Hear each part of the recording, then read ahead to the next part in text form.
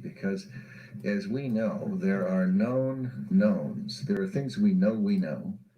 We also know there are known unknowns. That is to say, we know there's some things we do not know. But there are also unknown unknowns. The ones we don't know, we don't know. Yes, yes, yes. It's Boxing Talk with Raphie and special guest. Special guest by the name of Rick Glaser. Sure you've heard of him by now. And without much further ado, let me show my face. How do you do? And let's not mess around. Let's not mess around. Let's go straight into it. Let's speak to the man himself. And there he is. None other than Rick Glaser. What's going on? I'm doing today? good, my friend. I'm doing very. I'm not special well, anymore. For me, well, always a special guest. But you know, I tried to keep each thumbnail somehow different from the preceding one and the following one. I always like there to be some type of individuality. There is a theme, yes, but I like to keep some type of individuality for each thumbnail. So even if it's just the coloring is slightly different, I always like to keep it somehow fresh. Next week will be probably a little different from this week again. Just keeping it fresh, a change. What do they call it? Variety. Variety is the spice of life. I always try to mix things up. Try to keep things mixed up. How are you today, Rick Glaser? How are you today? I'm doing well. We got great weather here in Buffalo, which is, let's see, an hour and a half from south of Toronto and 7.5 hours west of New York City. And we're 93 yesterday. We're 87 today degrees, and it's beautiful. Zero complaints, except for we're still on lockdown. Next Tuesday, June 2nd, everything's going to start opening up. Restaurants supposedly will be open, stores will be open, and offices will be open. Supposedly, how many people go running back to their offices, to their local restaurants, to the local water holes, and to the local mall? I don't know after what we've been through, but I'm not running anywhere. So, and in comes the man like Troy Graham. Yes, bless up yourself, everyone. How's everyone doing? I'm good, man. Well, we're doing well, Troy. We're waiting on you. We were trying to waste time till you come in. Yeah, I got some good news. I have some good news for you, Raphie, but I'm gonna give it to you after the show, man. I got some good news. Okay, that's good. That's good. Yeah. That's good. So we got Troy Graham in here. We got the man of the hour. The man of the hour. How many hours has it been? How many hours has it been? Where's the thumbnail? Where's the thumbnail? This is a 6th show. I think I've been on now with you guys, so we've already had 10 hours of great boxing talk, and hopefully we'll have 2 great hours today. Raphie, 100%. My famous word. Fire away, Raphie. Fire away. Rick is so impatient, but we got to say hello to the people. It's Troy Graham in here. P Boxing is up in here. Say salute, Rick. Salute, Troy. And, of course, we have Eddie Stavern. Combat Radio. Get those 40-pound suits on. I think it's the 7th time, Rick. This is your 7th outing. It's not the 6th. Okay, so I've already had 12 hours. Jeez. Yeah. I have to tell you, it's great. It gives me a purpose. I think about coming on every Wednesday. Wake up in the morning knowing that I'm going to come on, and it's just a great feeling. Thank you very much for having me. 100%. I can echo that. It's kind of good to know that we got the Rickster. It's kind of good to know that we got the Rickster in on the thing, in on the caper. The Rickster's in on the caper every Wednesday. And so Everybody, welcome in. Hold on a second. Let me just check something.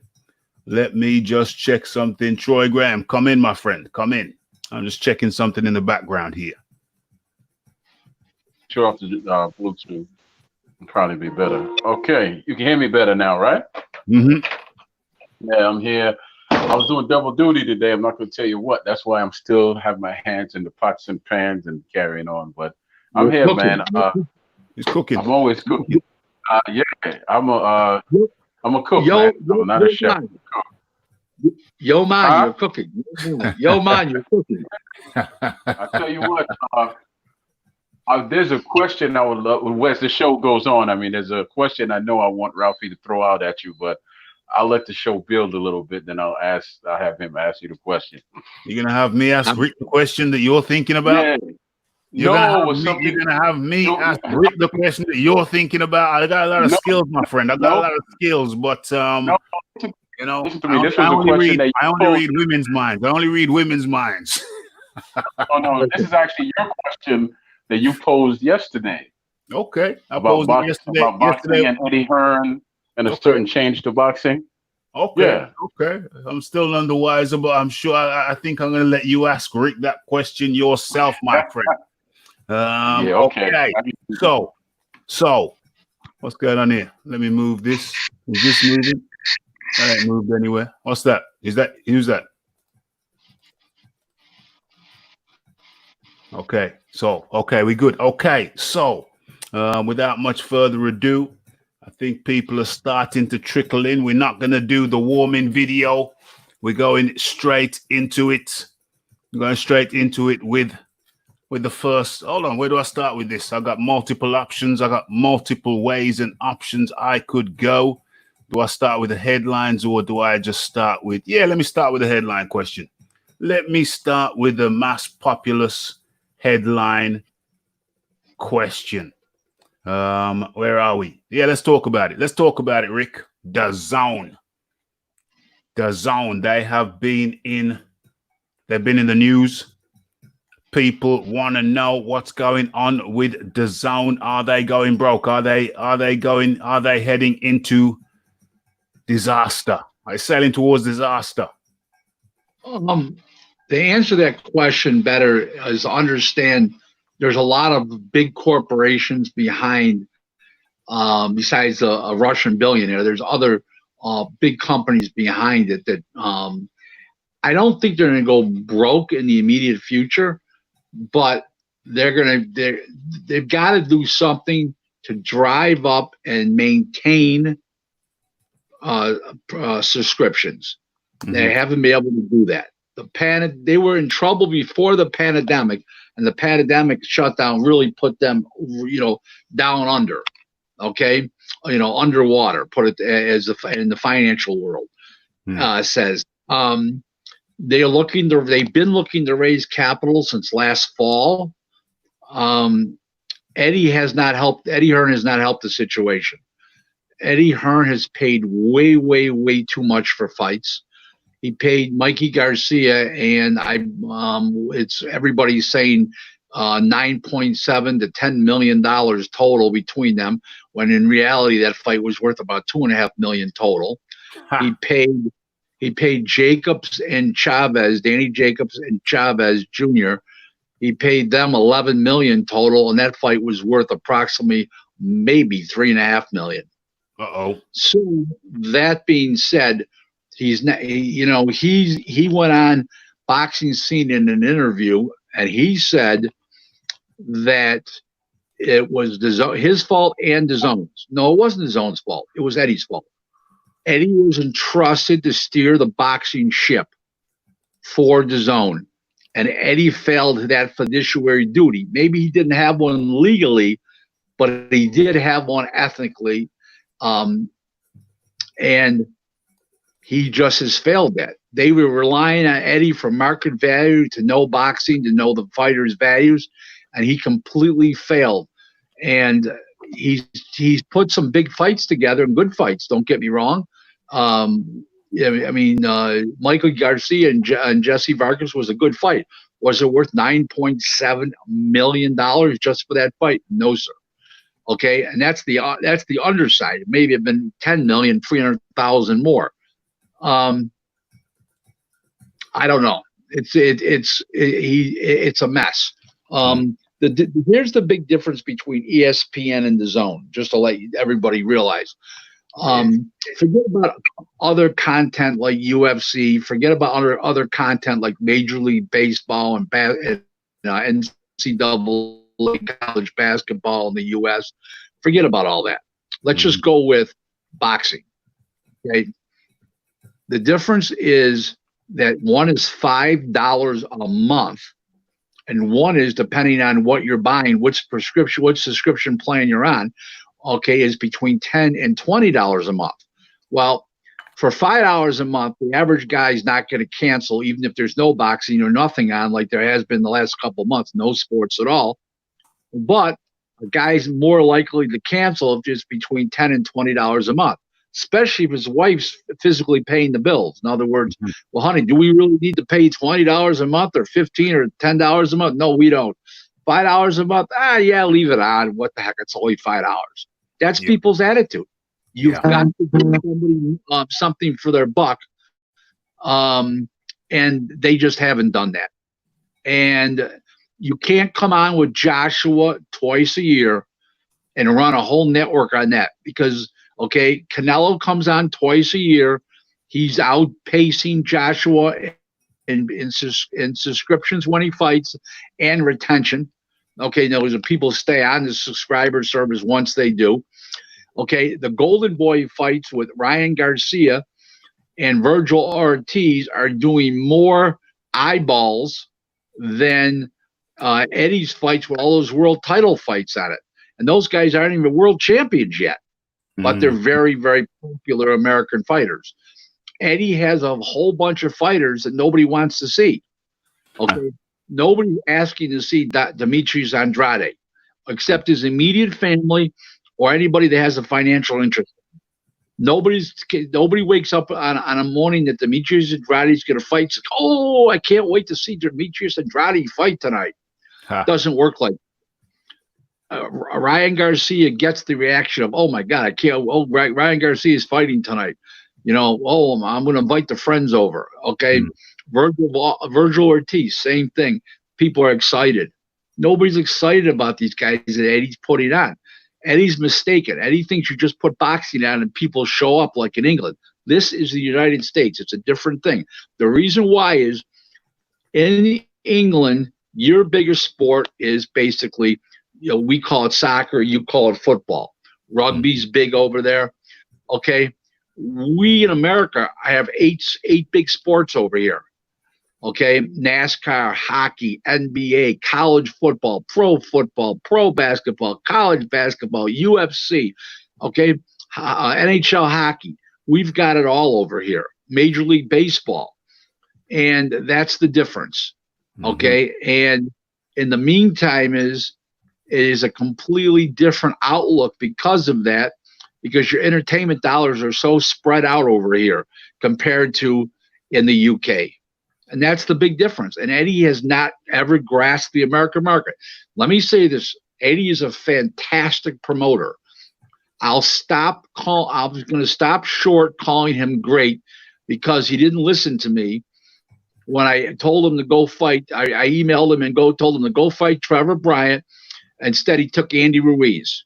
He literally called Don King and never about Trevor, but never discussed price. Don said to him, I'm going to be there helping you promote, Eddie. I'm going to be waving my flags and cheering you on and helping out. As soon as Eddie's ego heard that, Eddie shut Don off and never came with a price, and he never came with dollars. And there's P Boxing has his own is burning right now. They need help. They do need help.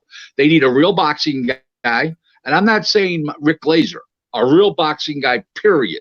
But you could do it. You could do it, though, Rick.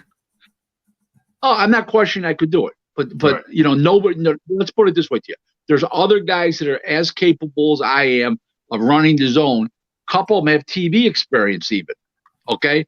Myself, I could do it. Okay, the boxing, just the boxing part, not the marketing and all the other stuff. But let's just go with boxing. They're just doing a horrible job. A horrible job.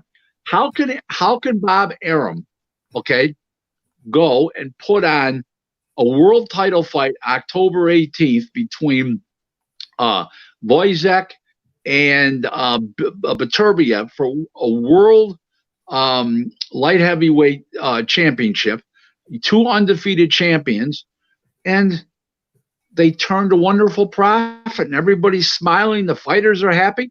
They didn't get the kind of money that Eddie pays, but they're happy. Arum's happy. ESPN's tickled pink. Why can't Eddie do that?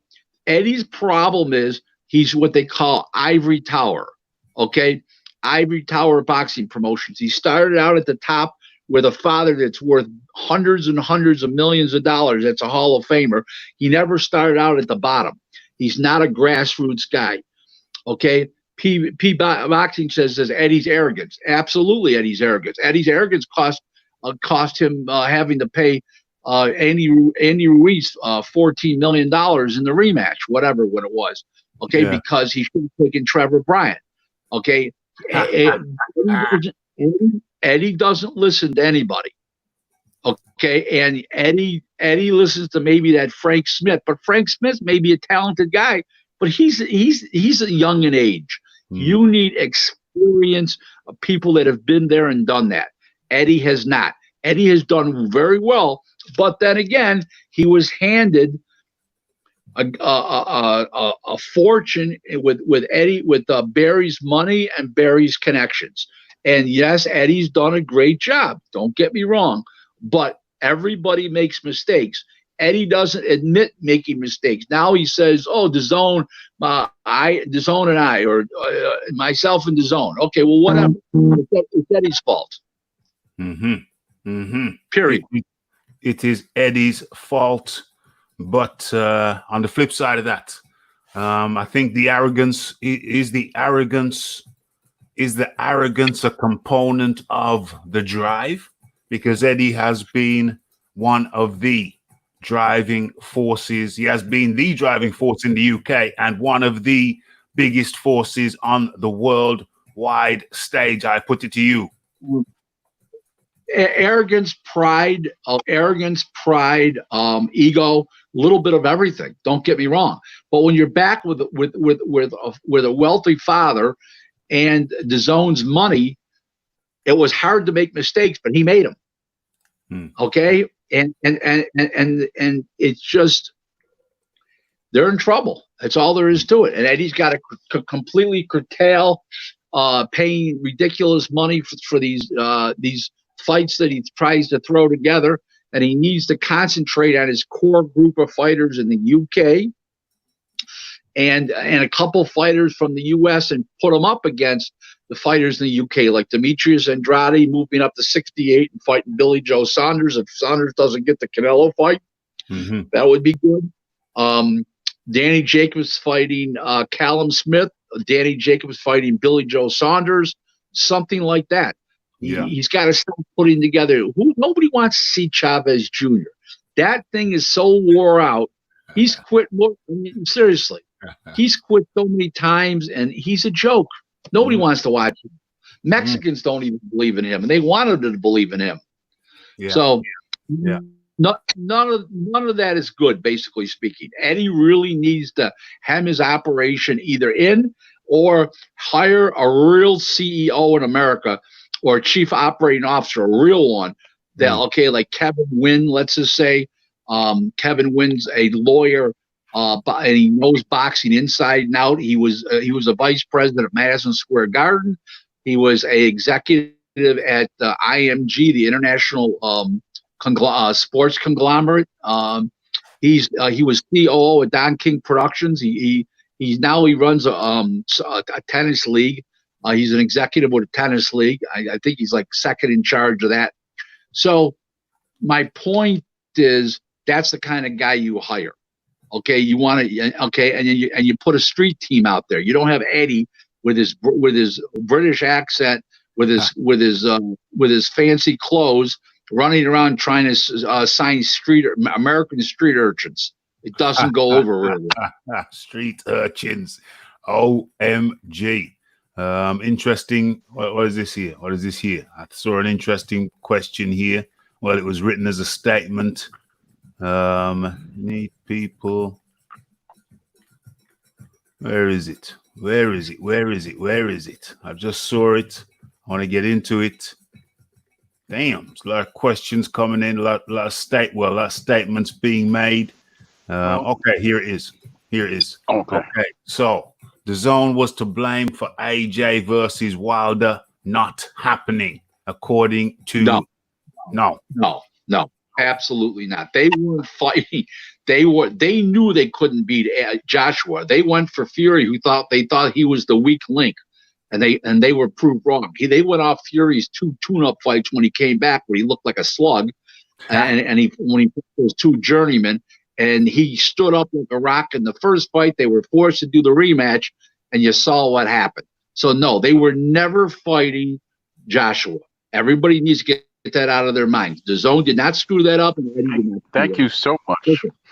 Thank you so much. Let him finish. I'm the kind of guy that I take no sides. I don't take any prisoners. Eddie's done a lot wrong, and so is the zone, but that's not one of them. Okay, John Skipper blamed himself because he went through Lou DiBella and tried to backdoor Al Haman and Shelley Finkel, but that wasn't the truth. The truth was he was just saving face in general for everybody because John Skipper is a classy guy. But that being said, that's nobody blamed. They were never fighting. They could have went to him directly. They weren't fighting him. That's all there was to it. Okay? There's no way he was going to beat Anthony Joshua. You saw what Wilder was all about when he fought Fury. He won 2 rounds in 19 rounds. Okay? Never won a second of the second fight. That's true. He was never beaten Joshua. Too strong, too much balance. Okay? Forget it. Not happening. Just to let you know, they could Wilder could have fought a Vladimir Klitschko since the Joshua fight, and he wouldn't do that. They wouldn't do that. So they're definitely not fighting AJ. There's your answer right there.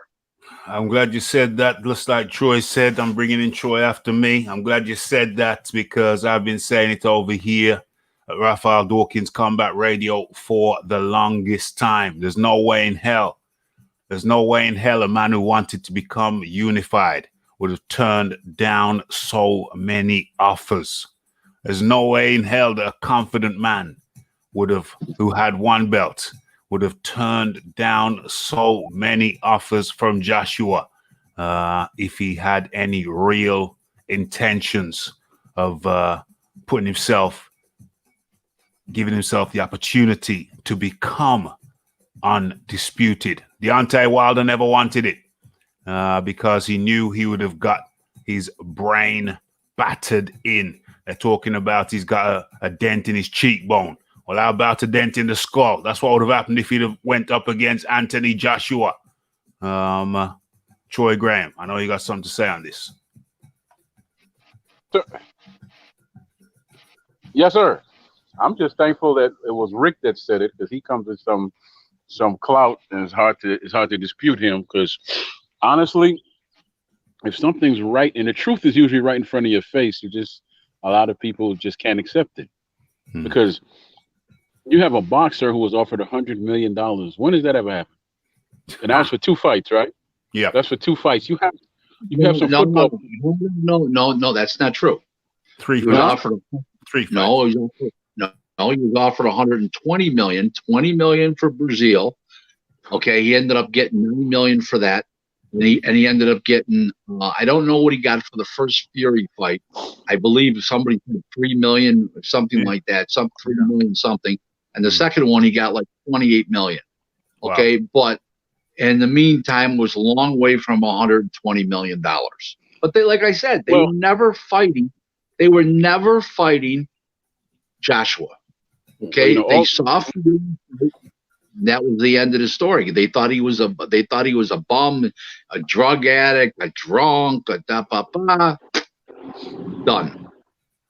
Well, Raphie said it best. Cherry pick on wrong, but I'm not gonna stay too much on that. I just saw the writing on the wall, because tell me this much: was he offered? Was it an offer or was it a contract? Which one was it? The 100 million.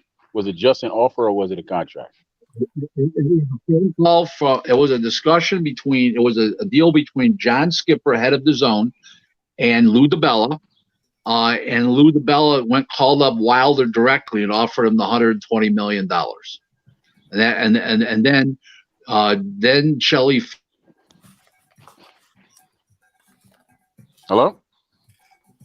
Froze up again. Uh-oh. New York. Okay, there you go. Hello? Carry Yes, on, sir. Rick. You're back. Carry on. Hello? You're back. 1, 2. Something happened here. Okay. Let me call you. Let me get back to you right now. Yeah. Sorry. Yeah. That's no problem, Rick. Carry on, Troy. Yeah, because to me, the first offer that we heard about as fans was 100 million. But then the second offer was 120 million. So me as just a fan standing on the outside looking in, I was asking myself, how does he turn that down? What's going to be his excuse? He didn't want it. Right. And if you listen to his fanatics talk, they always bring up 50 because they fail math. Because common elementary math will tell you that 100 is twice 50, right? Mm-hmm. Then 120 is twice 50 plus 5 or so, or something like that. So don't tell me about something that happened in 218 that really wasn't a contract or anything. It was just an email offer, but then you're going to turn down something you can't really touch. Yeah. And then come up with the excuse there was no rematch clause and blah, blah, blah. Shut up. Yeah. Nonsense, man. Yeah. Because honestly, if you swing that big hammer that you swing, that Alabama slammer right hand, what you need a rematch clause for? You're going to win, right? He was full of excuses. I think he had people frustrated for a while, and then it dawned on me: no man who wanted that fight would have turned it down so many times. Deontay Wilder had no intention of taking that fight. Just like he had no intention of fighting White. How many times he's turned that down? He asked for 7, they gave him 8. Wilder has no intention of fighting either Joshua or White, and that's because I believe that he knows he would get his. This time around, he got his cheekbone caved in, but next time around, he would be getting his skull. One of them guys, he'd be getting his skull caved in. He folded like a deck chair against what do you call him? Fury, and against heavy-handed guys like Joshua, like White. He would get a severe beating. Not speaking ill of the man or ill for the man, right? But it's in his best interest to lose. It might come out the wrong way to most people, to lose that Fury fight simply for his own well-being. Because if he beats Fury, we're never going to see him fight Joshua or White. He's just going to make excuses and fight whoever's out there, the Charles Martins of the world.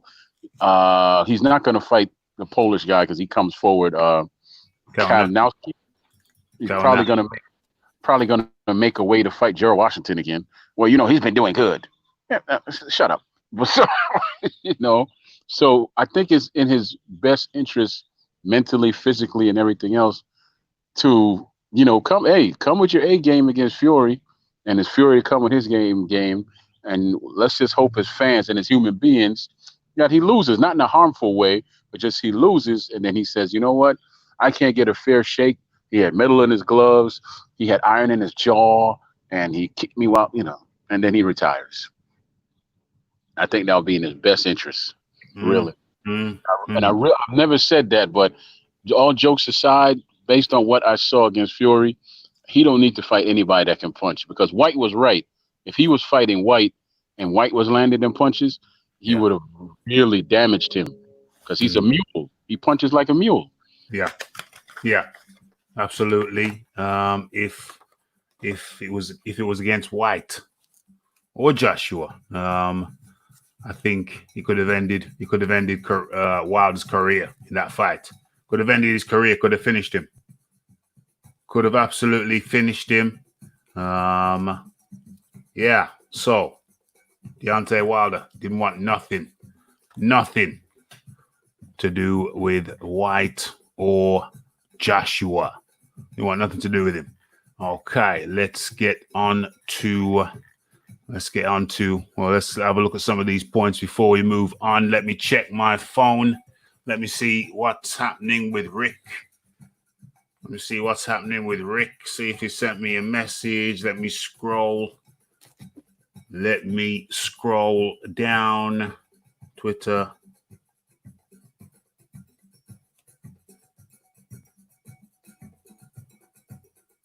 No, I can't see Rick.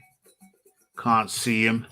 Let me drop the link back down here in the chat, although he's got the email, so I'm pretty sure he should be good, but in case he's lost the link, boom, there it is back in the chat. Okay, Rick, the illegal streaming, is huge.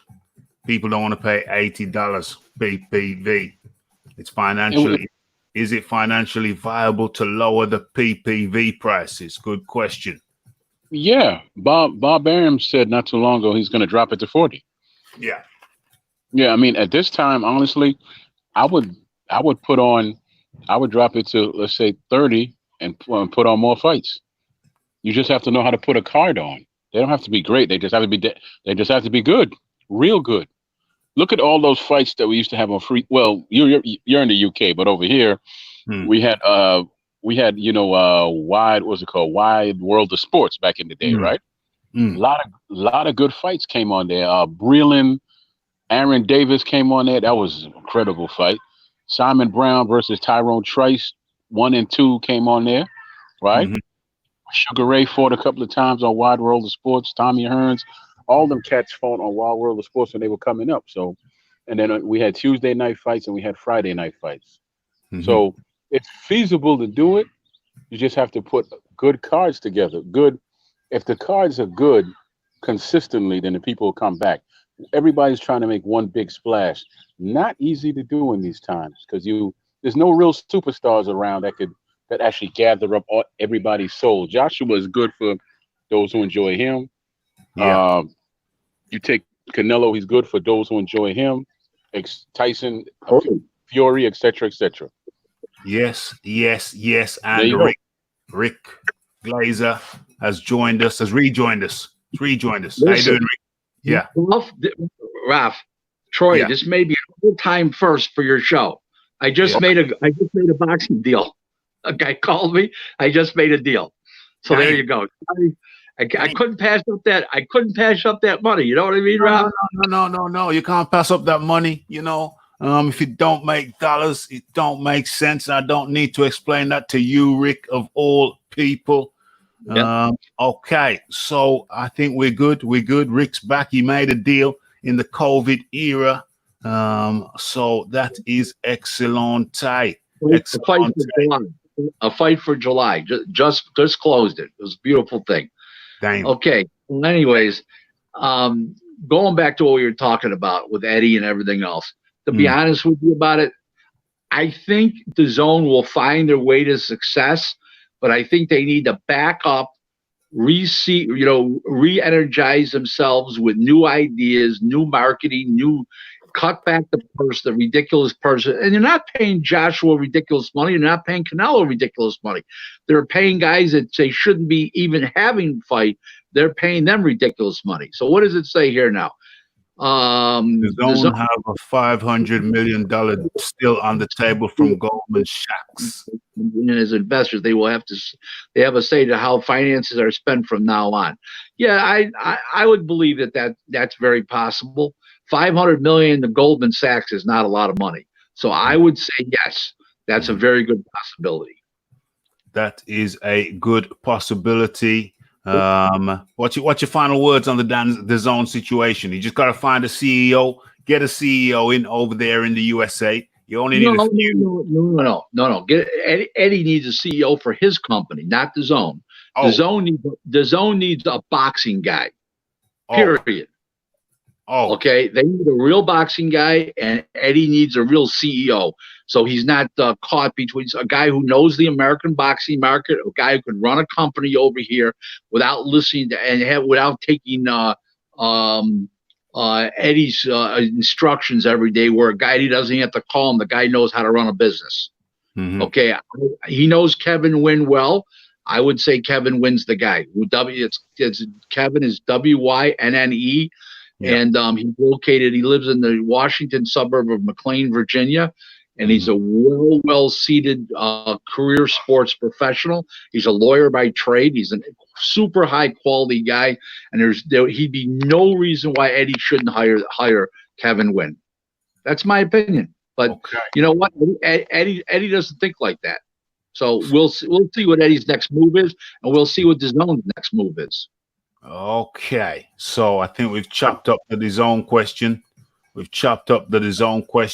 I actually had a question. Yeah, I had a question real quick. Yeah, go ahead. Everything you just said, Rick, sounds like common sense. So why wasn't it?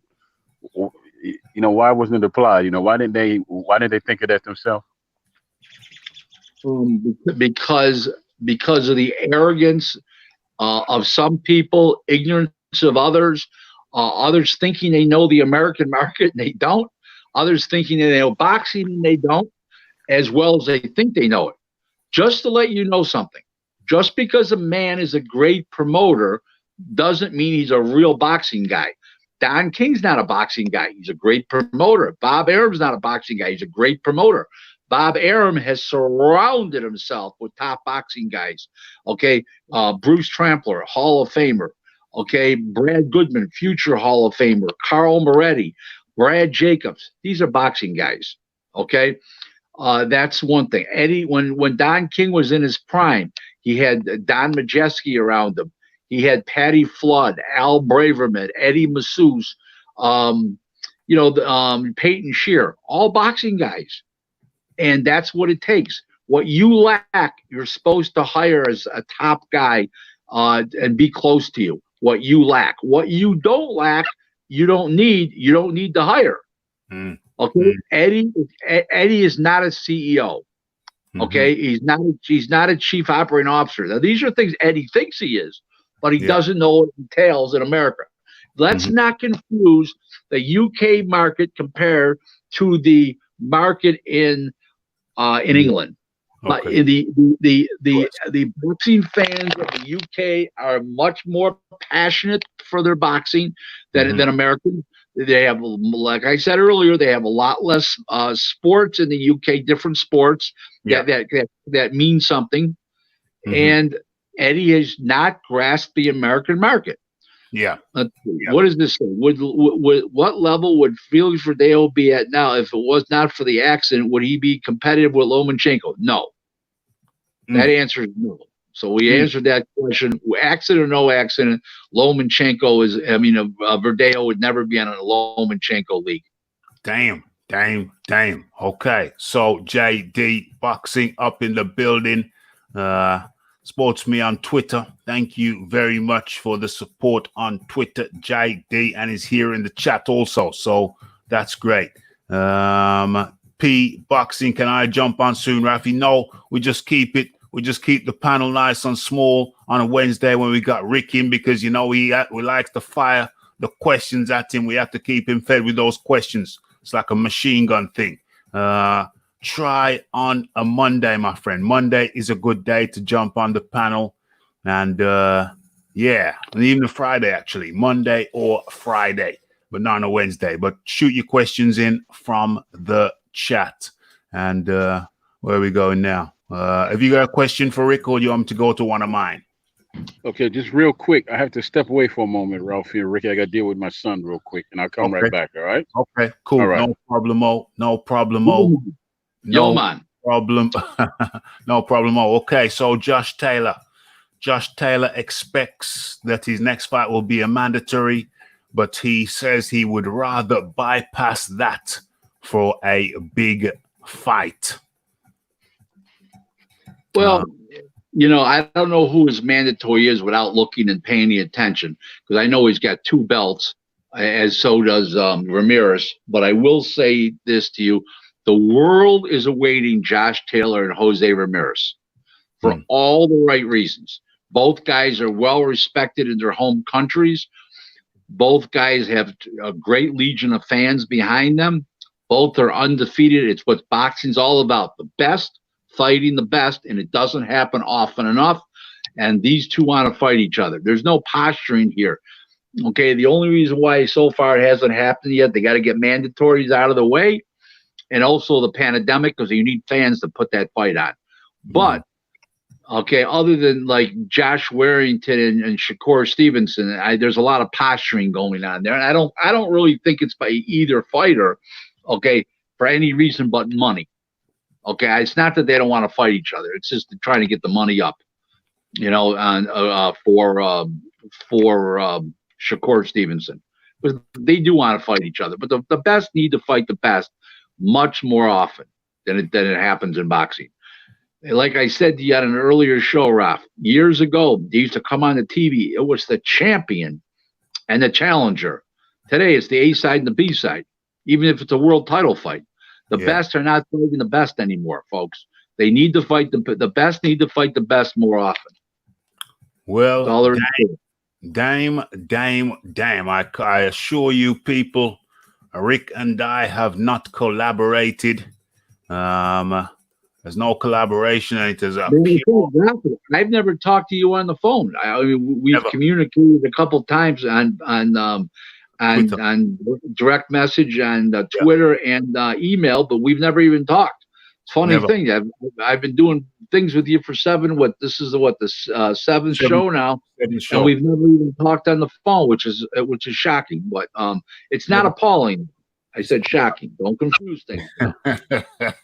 Well, I'm not really a big phone guy. I mean, well, you told me that. That's why I haven't got you. I didn't ask you for your number. I thought it was a code. You know what I'm saying? I'm not a phone guy, but I think we could phone each other. We're on Facebook, we're on Twitter, so I'm sure we could do if we wanted to. So that would be easy peasy. But yeah, Ralph, you ask great questions, and you're a fantastic host. Let me tell you, it's a very good comfort level for me. I truly appreciate that. That's what we're that's the ambiance we're trying to set. That's the goal. We want more people to come on, more of good caliber, like yourself. I've always got time for people who know their craft, and you certainly are a fine example of that. But as I was about to say, that is one of my questions. You just touched on it. You kind of answered it before I asked it. Eddie Hearn has been in the press talking about it's got to be a new program going forward. It can't be having fighters fighting easy fights. And he says in some regards, it's got to switch over to, in a sense, like the UFC, where they just pay proper guys together. Okay. Let me just say this to you. The cause of that problem was Al Haman, and then Eddie followed Al Haman's suit, and did just what Haman was doing, overpaying fighters to fight stiffs. Now, last week, I explained to you why these great fights aren't happening, because they're paying them so much money to fight stiffs, they can't pay them enough more to fight another excellent fighter. That's the problem that they're having, because they've spoiled these guys. Okay, giving them millions to fight. No, I mean, they're giving them millions to fight. I'm not calling anybody who gives 1,000% of themselves in a boxing ring a bum. A bum to me is the following. There are bums in boxing. The bums in boxing are guys that don't give 100% of themselves in the gym to prepare and 100% of themselves in bouts to win. Okay, that's a bum. Okay, a bum does nothing to do with ability. Okay, it's all to do with character, okay, and effort. Okay, now but they're putting them in with guys that are 30-1 bets, 40-1 bets, 25-1. What happened to 5-1, 4-1, 3-1, 2-1, even money, $1.20 favorite? We got to come with better fights. Now, I'm going to give Top Rank a pass, not because it's Top Rank. They're coming out of the gate first, and the gyms aren't open yet, so some of the guys are going to fight non-title fights like Shakur Stevenson. But starting July 2nd, the first fights are June 9th. Starting July 2nd, Top Rank's putting on world title fights, and the guys are fighting real guys. Okay? Nice. Real fighters. That's the bottom line to the whole story. So I'm going to give them a pass for June. They deserve a pass. They're coming out first. We haven't heard from PBC. Okay? We heard from Oscar. Oscar wants to do a show July 4th. He's working on it. He hasn't announced it yet, but he's working on it. PBC, we ain't heard nothing from. Zero. Okay? Eddie Hearn's not coming. Eddie Hearn's never announced anything for the United States. What do we got here? R. Lee. What do you think about these young 135s with less buzz? Gabriel Flores, excellent fighter. He's a 30-pounder, by the way, Gabe Flores, not 35. Carlos Boderas just got knocked out. Not much of him. Don't think much of him. Rolly Romero can punch a hole in a wall. I'm high on him in punching ability. He's got to learn how to box better and more. Okay? And Heckler Tanahara, he's good, but haven't seen enough of him yet. Okay? Gabriel Flores is going places so far. Decent, improving. Okay? With a new trainer now. New people. Carlos Balderas just got knocked out, so not high on him, even though he was an Olympian. Rolly Romero, puncher, excellent puncher, good backing with Floyd Mayweather, and he needs to learn how to box a little better. And Tanahara, he's good, but he's not at that level yet. Right. Okay, so. Eddie Stavern making deals during the show. Absolutely. The clock. Yeah, Eddie, on the clock. Gotta make money. Eddie, if I didn't do that, my wife would check my temperature. Trust me. Philip Carl Roberts. Eddie, don't forget, the first of the month comes 12 times a year. Don't ever forget that. Yeah. Good point. 12 times a year. You got to make sure you're on it. Phil Carl Roberts says, wow, any more information on the July fight? Rick, anything to look out for? It's Jamal Herring, and I can't remember who he's fighting off the top of my head. I was told, and I can't remember. Yes, it is. I do remember. It's Joshua Quendo from Puerto Rico. It's Golden Boy's fighter. Yes, okay. So that's a good, solid fight. He just come off a nice win. That's a good, solid fight. Fun fight. Good fun fight. Yep, fun fight. Yep. And another one from Philip Carl Roberts. Quick search. I think Taylor is fighting Apinun Kashong. Yeah, that's mandatory. I mean, nobody's looking for that fight.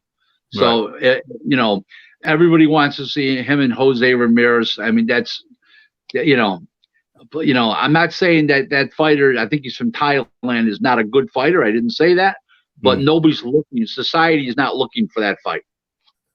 Society ain't looking for that particular fight.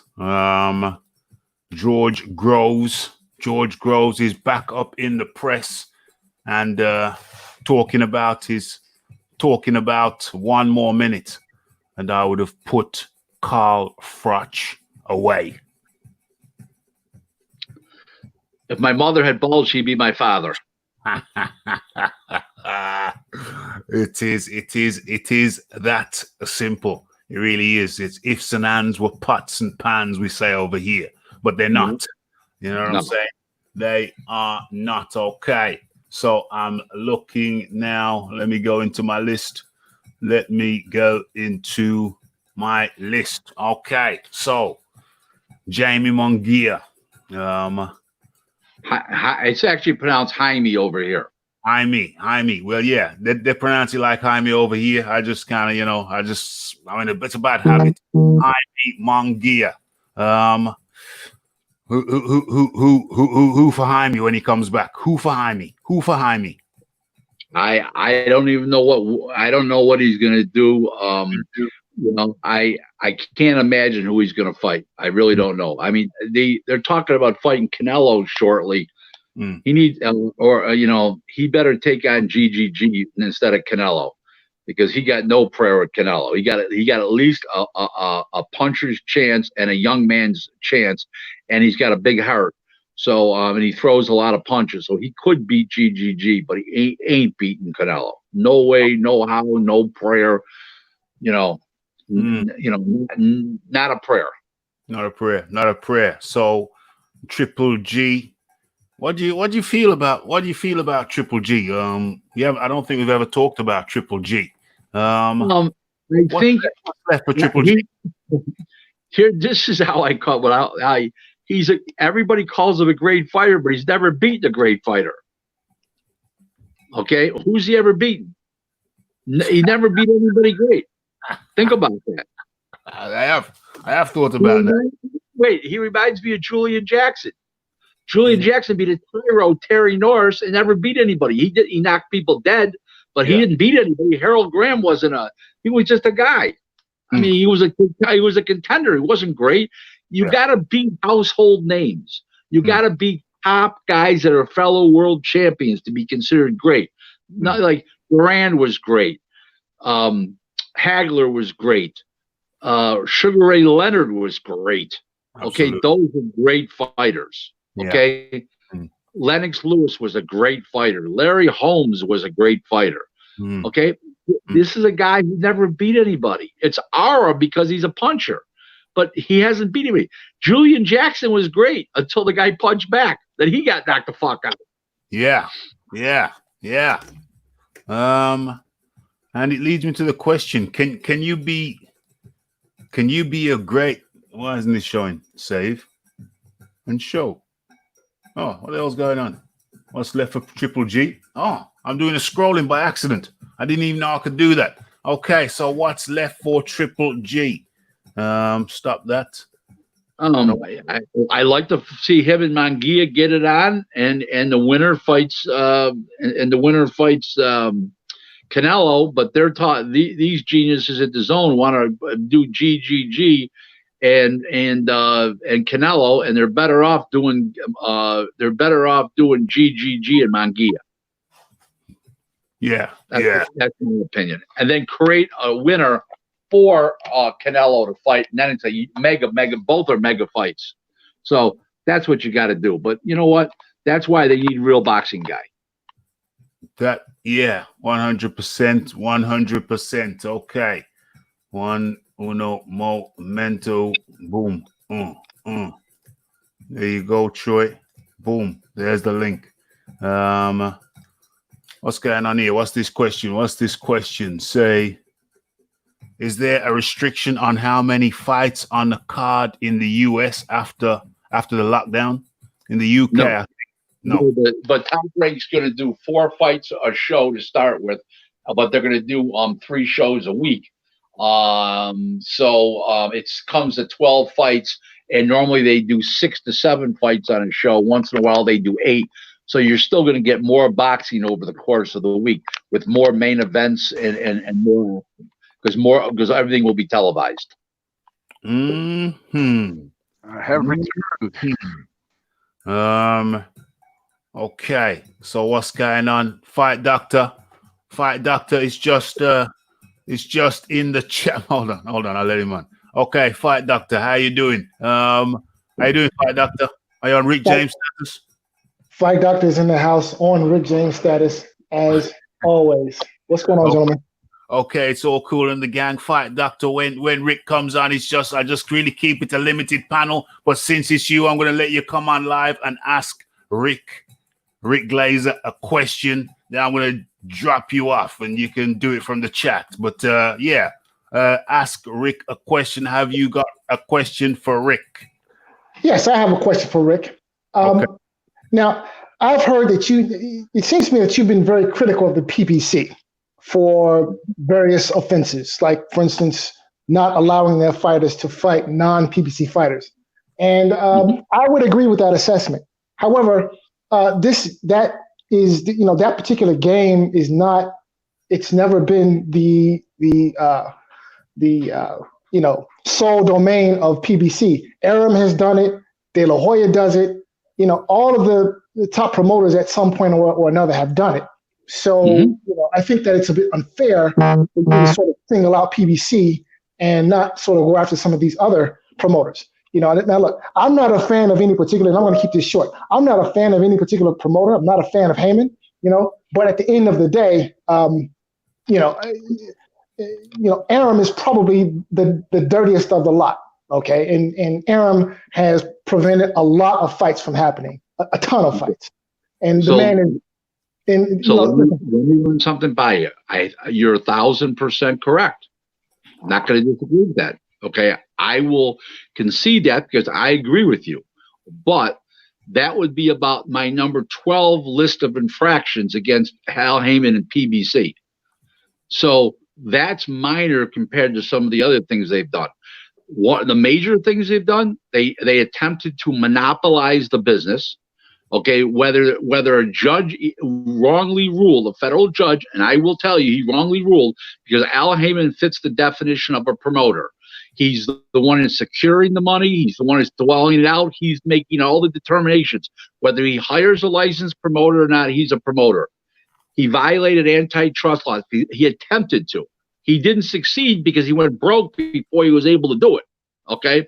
He came in and squandered $550 million by overpaying fighters, ridiculous money. Okay. There was no reason to do that. He could have set it up like corporate America and ran a real business like Bob Arum does with 7 corporate executives underneath Bob. There's nobody underneath Haman but a bunch of lackeys that can't make decisions on their own. Okay. All the things that Al Haman has done are crimes against boxing, giving us phony fights. And and they are phony fights. Now, pre-PBC, he gave us Danny Garcia and the lame kid from Pittsburgh, whatever his name was, 130-pounder club fighter, escapes me off the top of my head. Went 2 rounds. What's his name? Mauricio Suleiman wouldn't even sanction it as a 140-pound world title fight. He was too embarrassed. These are crimes against boxing. That's why I have a problem. Okay, I have 100% problem. I've called my dear friend, and Don King is a dear friend. Okay, Don King was a huge donor to my wedding. Okay, talk about doing the right thing. He did the right thing. He's been a great donor to my life. Okay, and he's been a father figure to me. But when Don has done something wrong, I've called Don out about it. Okay, whether it was on a radio show, a podcast, on Facebook, in an interview, I've called Don out. Okay, and the fact that Al Haman's held fights up is like number 10, 11, 12 on the list. There's like 10 other things that he's done completely that are wrong. Okay, the reason why I single out him with the fights is because you get a lot of people that don't understand antitrust laws and high finance. So I always revert back to calling him the great obstructionist, which he is, because he has stopped way more fights than he has stopped more fights in the last 20 years since he entered boxing than Bob Arum has done in 54 years. And I guarantee you that to be the truth. And head to head, Al Haman's fighters are 2 wins and 14 losses against Bob Arum fighters. So that's the other reason why he's so skeptical, because they've got so many geniuses at Top Rank that basically say, hey, this guy's going to win this fight. Our guy's going to win. Let's take this fight. Where Haman doesn't have anybody he can rely on but a bunch of lackeys. He's got no executives working with him. He's the executive. And you know what? He's not a boxing guy. So he's got real issues. Okay, and their shows constantly show it. They could get a great fight. It's 1 out of every 20 times. Okay, Top Rank doesn't put on great fights all the time, but at least they're competitive. Okay, at least they're like, oh my God, I can't believe they made this fight. What garbage. Okay, guys like me know a fight before. Okay, when it's announced who's going to win and why. 99% of the time, it's my business to know these things. Okay, I have instinct, I have experience, I understand the science of the game, I have that kind of knowledge. He has got nobody around him that has that kind of knowledge that he can trust and rely on. Top Rank does. They've got 7 guys that work at Top Rank that are fantastic boxing guys. Okay. Somebody asked me one day, would I take a job at Top Rank? I said, Top Rank doesn't need me. What do they need me for? They got 7 guys that know the business. Al Haman needs me. Golden Boy needs me. Eddie Hearn needs me. Top Rank doesn't need me. I wouldn't take a job where I couldn't come in and benefit a company and help improve that company's structure and status in the business, because I would only be taking their money. And if I couldn't help them out more than they've already helped themselves. If I couldn't improve a company, you don't go to work there. Okay, that's how I feel. I don't need a job, by the way. You could help Al Haman though, surely. Of course, and Eddie Hearn and Golden Boy. I cannot help the amount I could help. The amount I could help Top Rank would be so small, it would never change their bottom line. Okay, you wouldn't even notice how much I could change it. Something might run a little smoother. It might be a little easier to sign a fighter or two, but they don't need me. They got 7 top guys there, and they do. Okay. So, Tell you what. the fight doctor. I'm gonna let. Sorry, what were you gonna say, Troy? I tell you what, Rick. You know, you could get me an interview with PBC and and Golden Boy. I can use I can use the money, man. You want to work for Golden? You want to work for Golden Showers? Golden Showers? No, I don't work for Golden Boys. Okay. No. So you know what? You know what? Since the fight doctor's here, fight doctor, you want to come back? You want to come back to Rick on that one? So there was a lot there to rebut, but I'm gonna save my rebut to just this. Basically, Rick, in what world is it? What world is it wrong to overpay fighters? I've heard that before from different people in the business, and every time I hear it, the first thing that comes to my mind is 1 + 1 = 3, or in other words, it doesn't make any sense. Like now, these are the guys.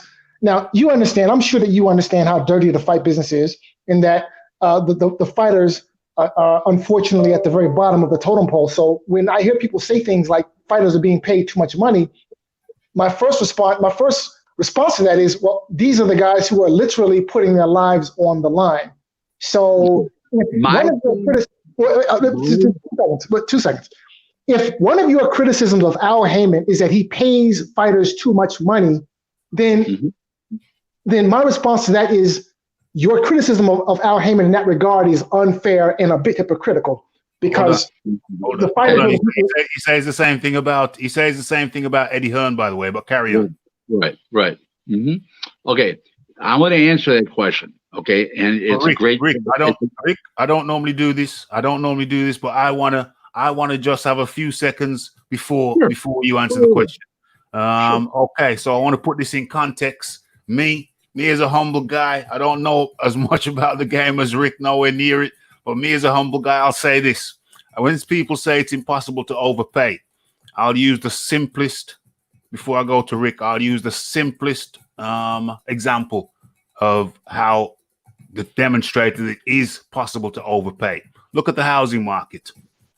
You could say, well, how could you overpay for a house? But look at the housing market. It's because the prices were inflated.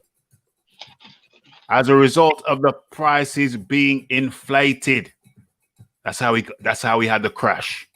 That's how we had the crash, because when things are not realistically priced, my friend, they are not sustainable. That's my few seconds. I need to get that in. Over to Rick. Right. Okay. Here's how you overpay fighters.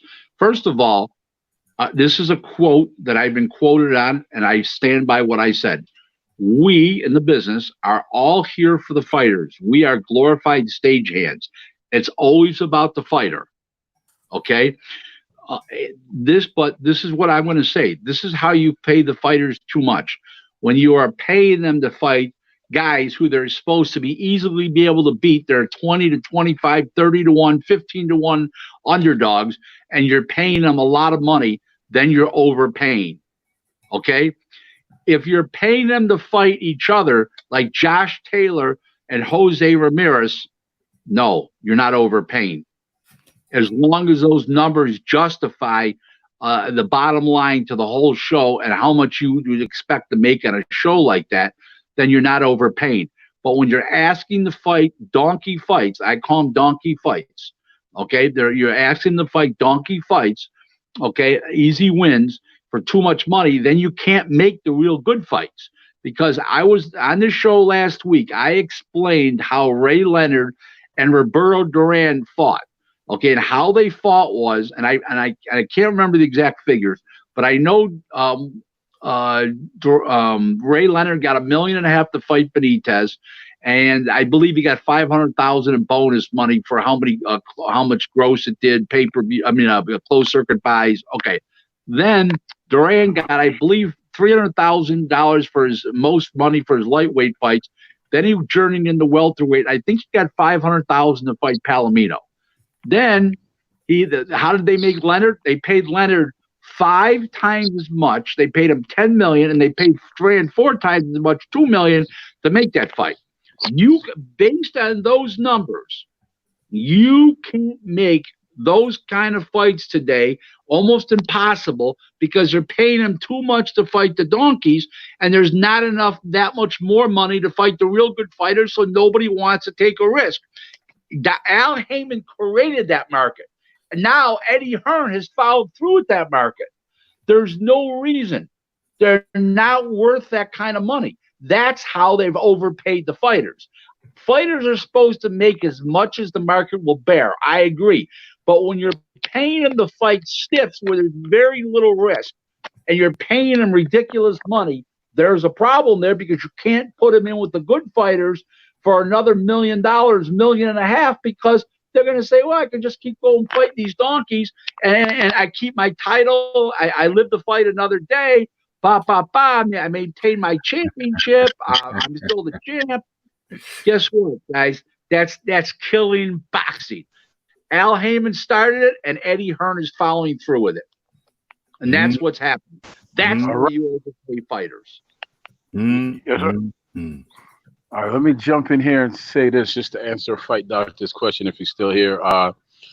From a fan's point of view, and even from a fighter's point of view, there's no way you could overpay a fighter, no way at all.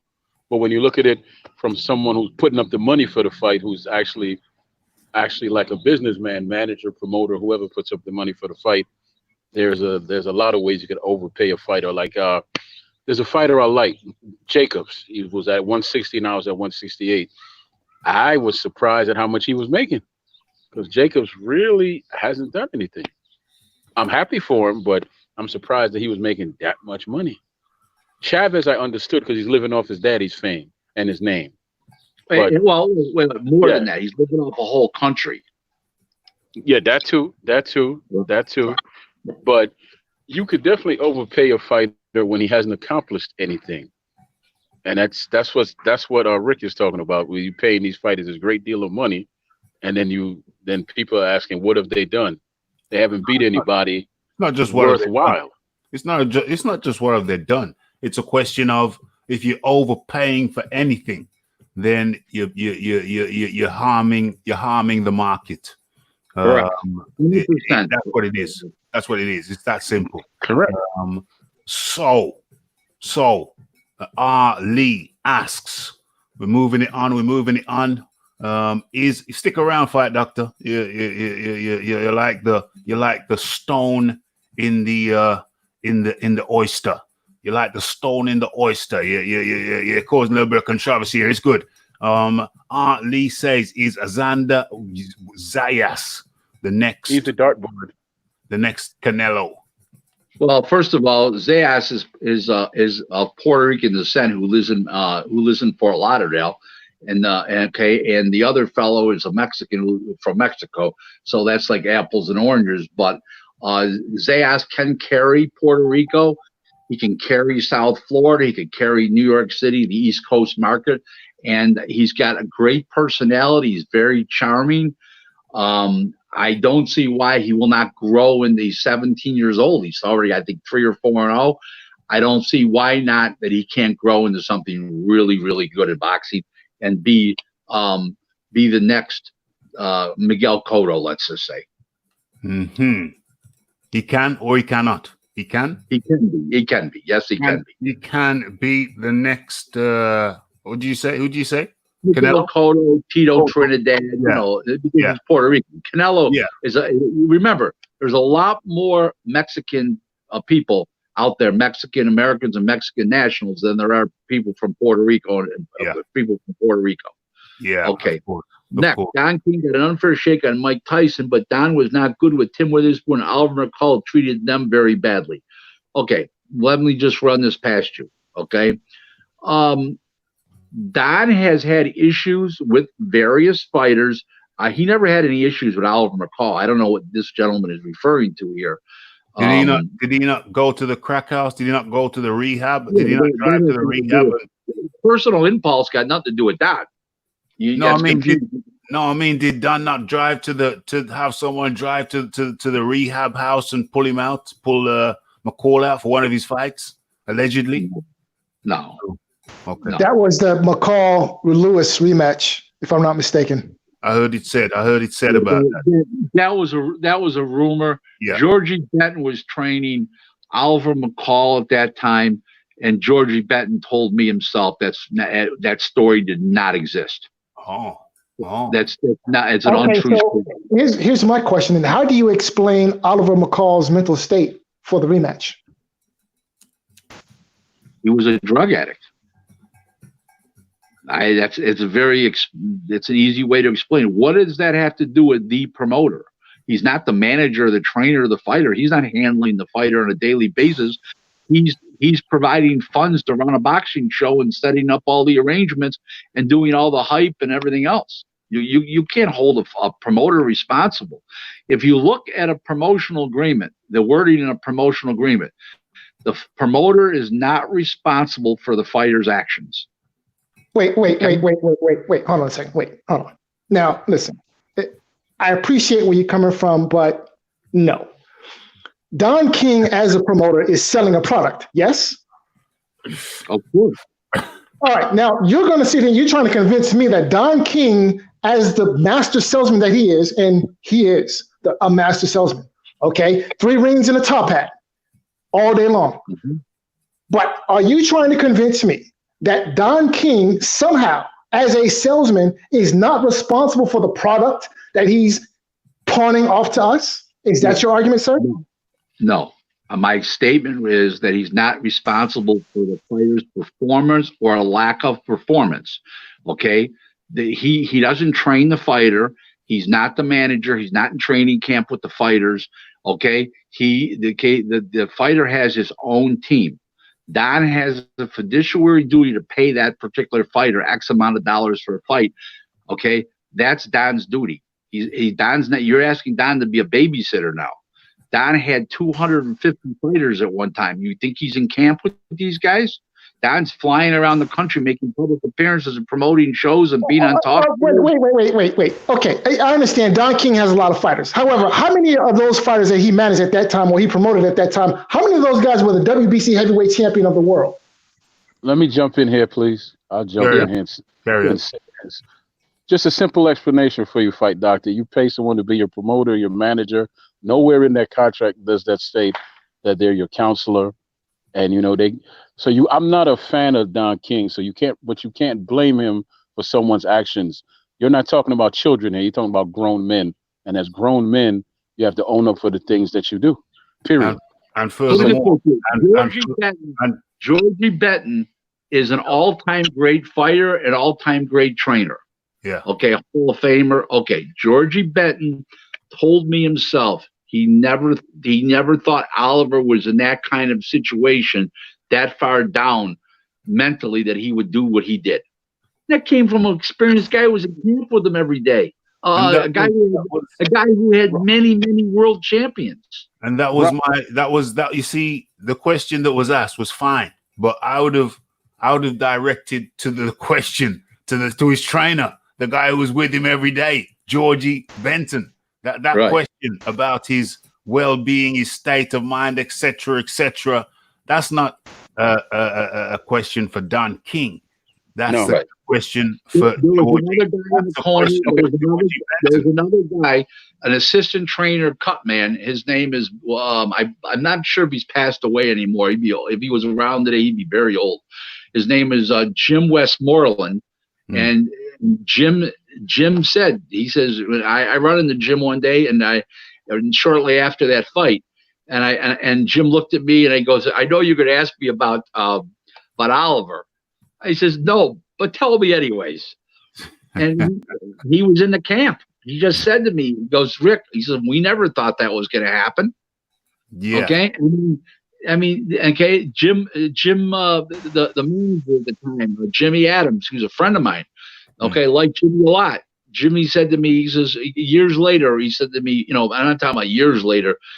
Oh, maybe, 2006, 7, 8. I saw Jimmy in Florida, and I run into Jimmy by accident, actually, staying at the same hotel.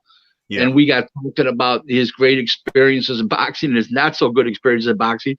And he called the experience with Oliver Mccall that evening hit the lowest ebb in boxing. But he told me, I never thought that was going to be, that was going to happen. This is years later.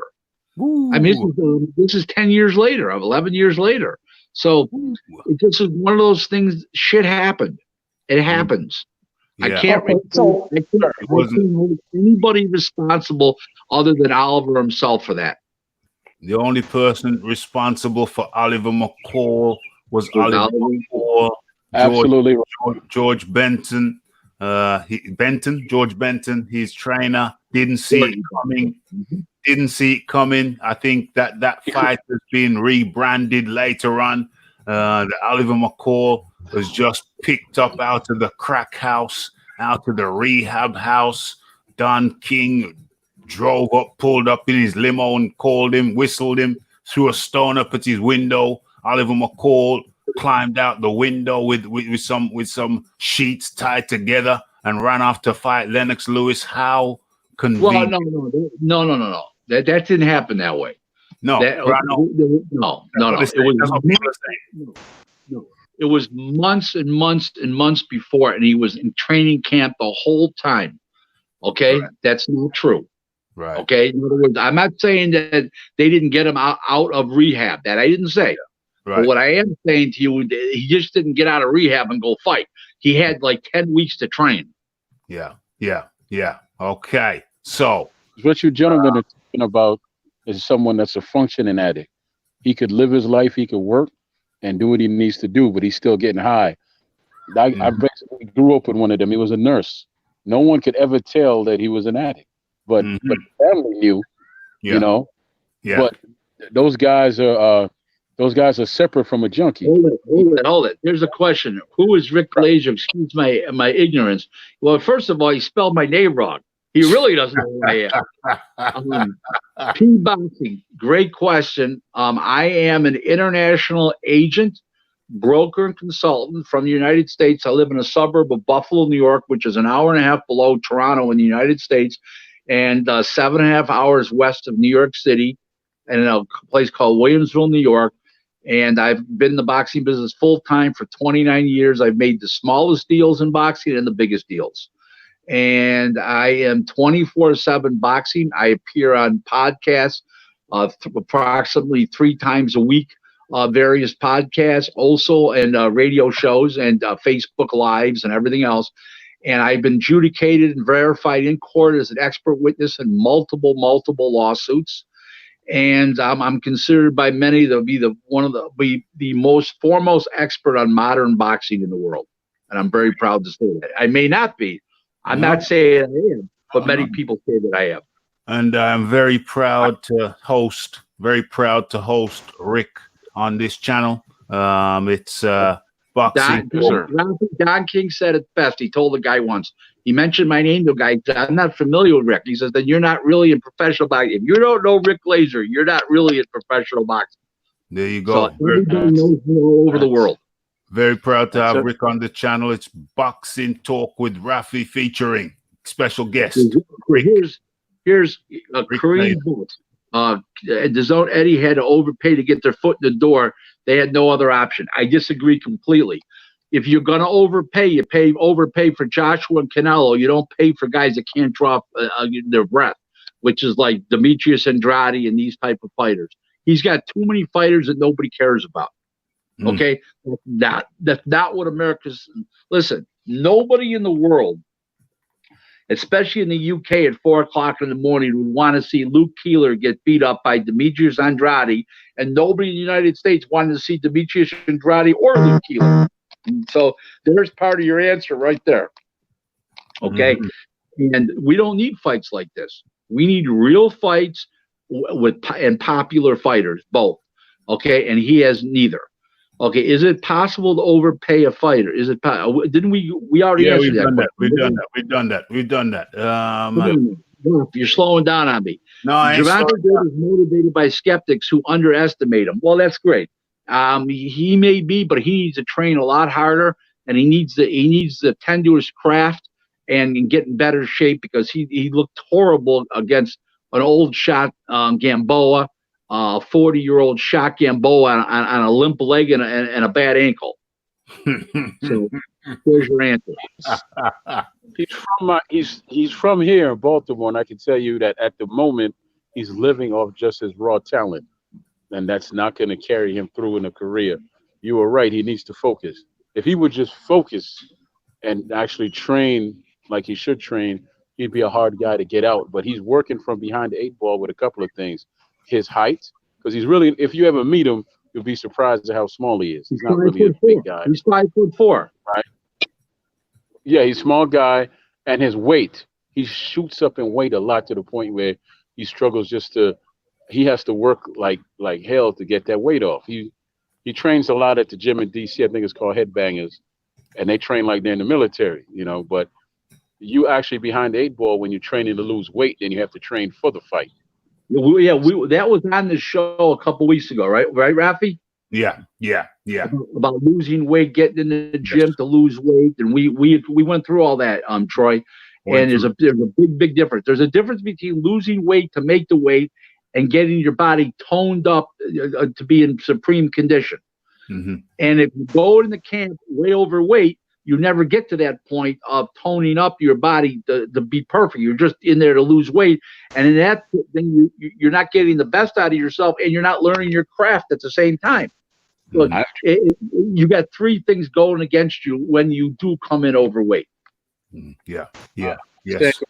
That's what happens. What is this question? I don't understand. He's always schooling Nestor Gibbs on him. Who's he? He's talking about, they're talking about Troy. They're talking about Troy. Troy, have you got a question, my friend?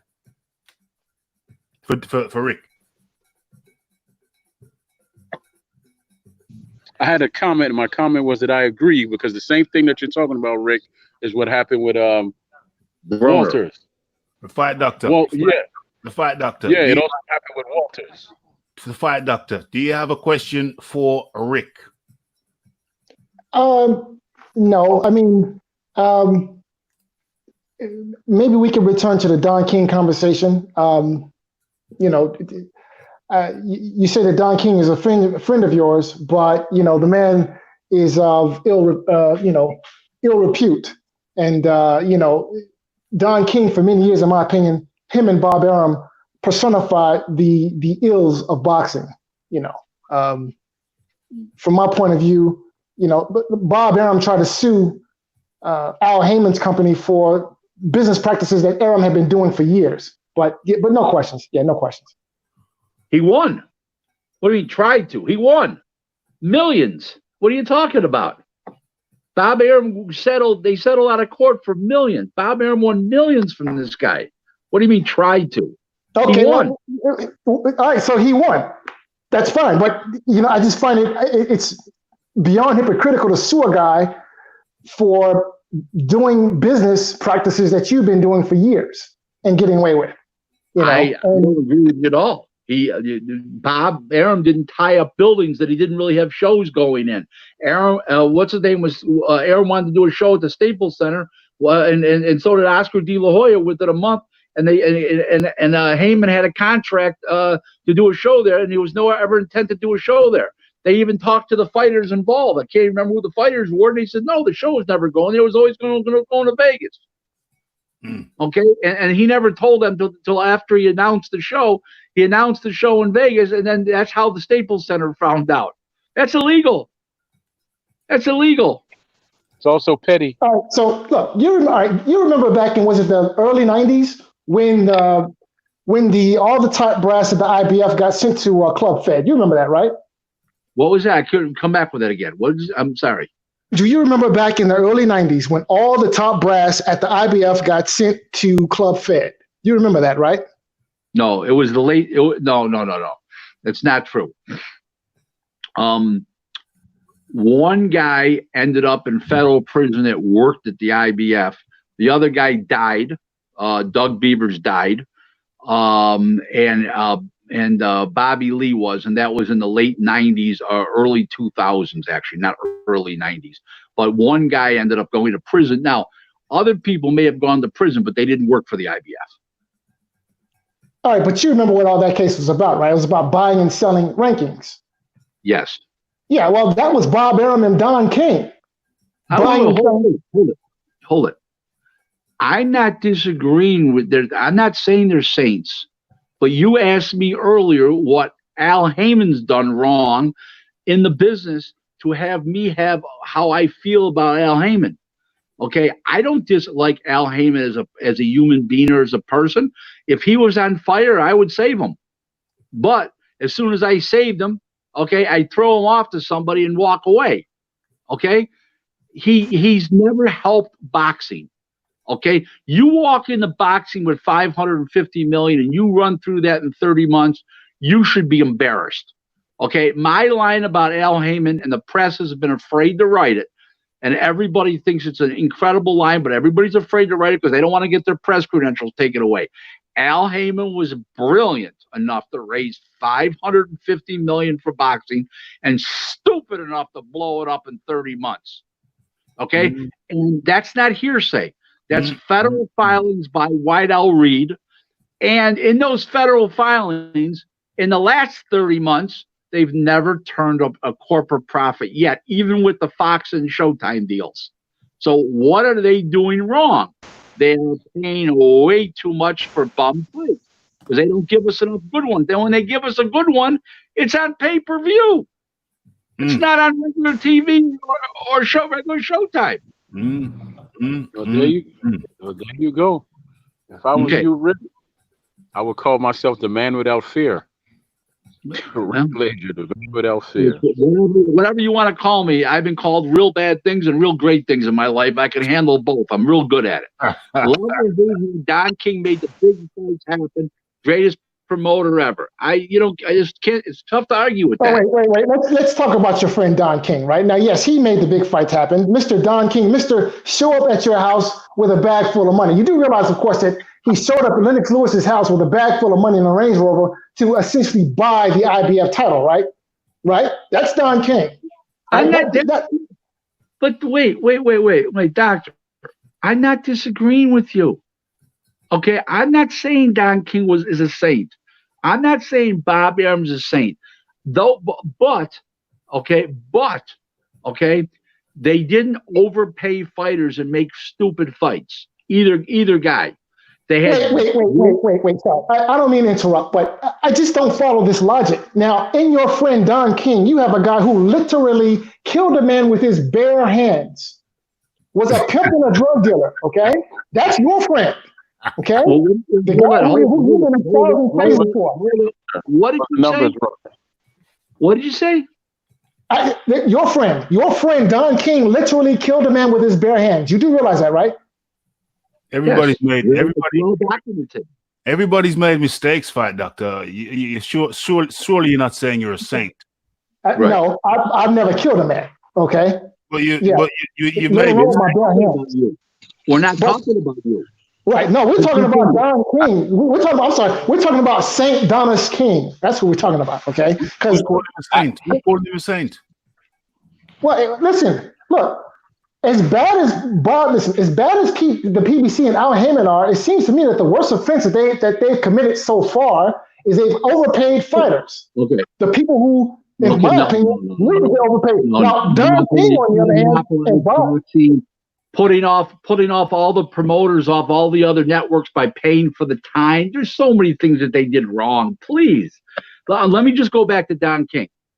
If you can correlate a murder that happened in 1966 in Cleveland with boxing, that Don King didn't enter boxing until 72, explain to me where a murder prior to bias, nothing to do with boxing. Okay, zero. So I don't give a shit what, you know what I did before I was in boxing? I was a racketeer myself. I didn't murder anybody.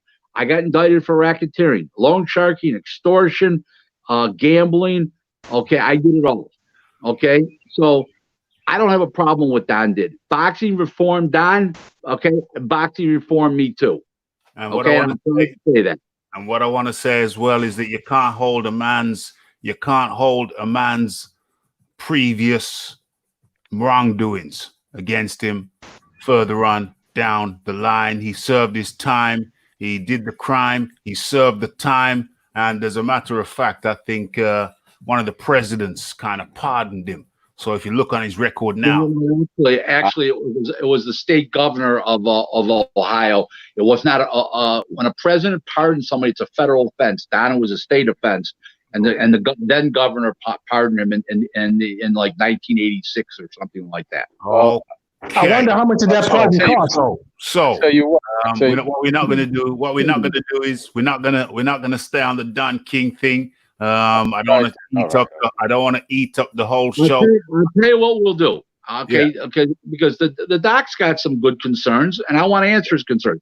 Okay. You give me a date, and you tell the doc what day it is. Yeah. Okay, and I'll come on, and we can just talk about Don King for 2 hours. Excellente. I will do that. We'll arrange that. We'll schedule that. That ain't no problem over here. But for now, are you cool? So that's a good thing. That's a good thing. We'll talk about Don King. I'm going to arrange it. I got the fight doctor's details, so we can do that. That ain't no problem. But right about now, there you go. Thank you. But right about now, we're focusing on the rest of the show.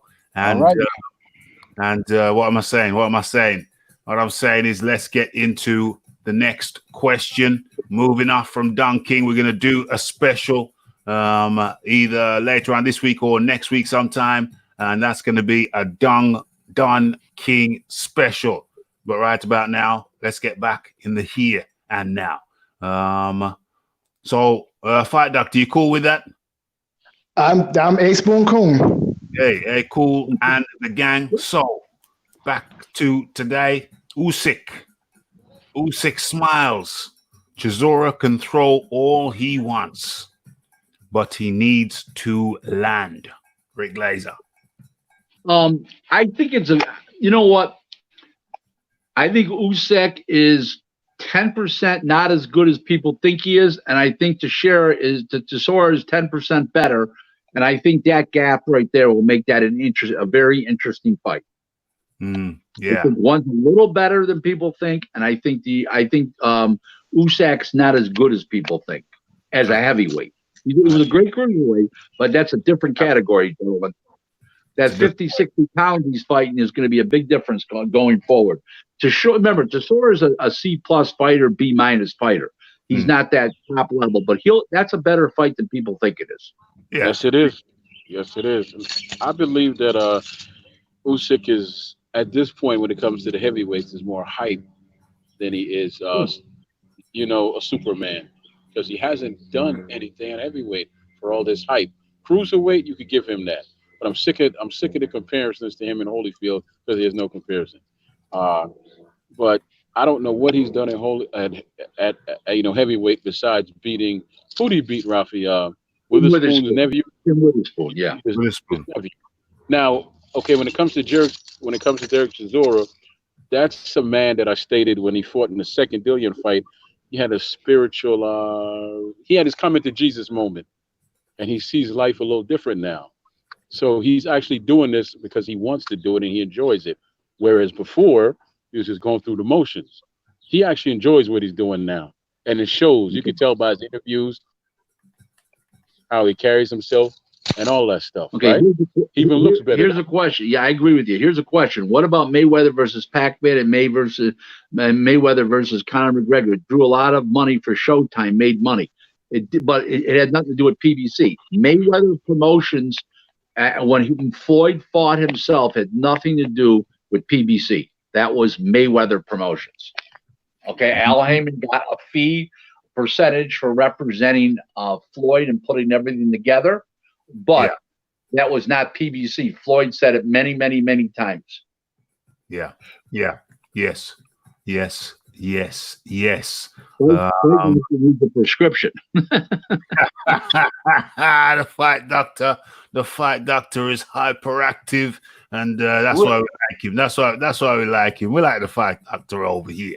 Listen. It's the fight doctor, guys like that make this show exciting, and no 2 weeks is the same in a row. It's a great show. I love it. Rick, yo, man. Hey, Rick, I have a question for you. How did he make all that money being so boring, Floyd? Because he brought nothing in the ring that was fan friendly. So how did he make all that money?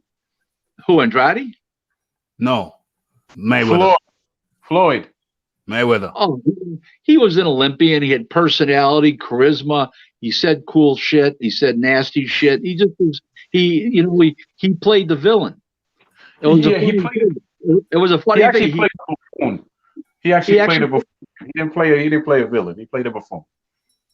He played a what? Buffoon. Played a buffoon. Wait. I have to disagree with the notion that Floyd brought nothing to the table, which was fan friendly. Of course you do. But go ahead and jump in, sir. Now you could make that argument later in his career when he's fighting at welter 154. He became more of a defensively minded fighter, but at the lighter weights, Floyd was a knockout machine. And he had some very exciting fights in the later weights. Floyd was a very good junior lightweight. We've already had this discussion on a prior show, okay? And he was not a good lightweight, okay? He legitimately lost the first Castillo fight. Nobody, there was 3 blind mice. Everybody knows Castillo beat him the first fight, okay? He lost several rounds to Victoriano Sosa, a journeyman contender from the Dominican. He doesn't have a great win at lightweight. He was a great junior welterweight, and he was an excellent welterweight, okay, and beat a lot of really good fighters at junior welter and welter, okay, but he was not a great lightweight. He was not even a really good lightweight. He got by in those fights, okay. He did look good at 130 pounds. He never looked real good at 35. I don't know if it was the styles. I don't know what the reason was. I don't know if his head wasn't in it. I have no idea. But he never looked really good as a 35-pounder. It was weight. He had weight issues. That's how he got beat up by the guy with all the tattoos. What's his name? Spatafor or something like that. Yeah, in the gym. Yeah, well, I don't know about that. I don't know about that. That's not. I don't think he said himself that he came in heavy. He didn't take him serious to train with. And he got beat up, and after that changed how he changed his approach. Yeah, but Spatafor was a 35-pounder. Floyd was a 30-pounder at that time. He was a 30-pounder, not a 35. But when he got to 35, it wasn't hitting on all 12 cylinders. You don't get in World War III and really lose a fight against a Jose Luis Castillo, and then who's overrated, and overrated because Floyd made him look so good. He fought Sosa. He wouldn't fight Spatafor. Refused to fight Spatafor on 2 occasions. Do you know how Sosa got made, gentlemen? Do you know how Sosa got made with Victoriano Sosa got made with Mayweather? Because Mike Akery promoted Spatafor, and Arum had told Mike the Spatafora Mayweather fight's happening. They negotiated a purse, and then Floyd backed out. And as a consolation prize to Mike Acree, so Mike could pick up a pay, okay, he put Acree's other fighter in Sosa with Mayweather. That's how that happened. Mm-hmm. Do you think Oscar De La Hoya was at his best at 147? No, 35 and 40. 35 and 40 was way his best. Not even close. Run 35 and Right. And just to answer Fight Doctor's question, he wasn't a superstar at 130 and 135 at the lighter weights. We're talking about his last 12 years when he was a welterweight. And as I stated, he made a lot of money, sure, but there was no great moments that you could actually go back to and say, wow, I could actually watch this over again. I would disagree. I would point to the Mosley fight as one of those great moments. People were giving Mosley a legitimate chance to win that fight, and Floyd basically dismantled Shane Mosley. It took him apart. But Mosley was past his prime, number one. Okay, everybody knows that. That's not even in dispute. But let me move on and show you something else. Okay. In the last 2 weeks during the shutdown, 3 people have come out publicly. Robert Garcia, the great trainer and former world champion fighter. Roberto Garcia, Robert Garcia. Okay. Yeah. Ryan Garcia, the up and coming lightweight, and Sean Porter, a PBC fighter. Yeah. All said that they'd rather have Manny Pacquiao's legacy than Floyd Mayweather's. And I think that says it all right there. I agree because there was more moments and it was more. He basically gave all that he had in the ring. He still has that passion. That's why he's still fighting now, because he's not broke. These people are talking about he's broke. He's not fighting for money.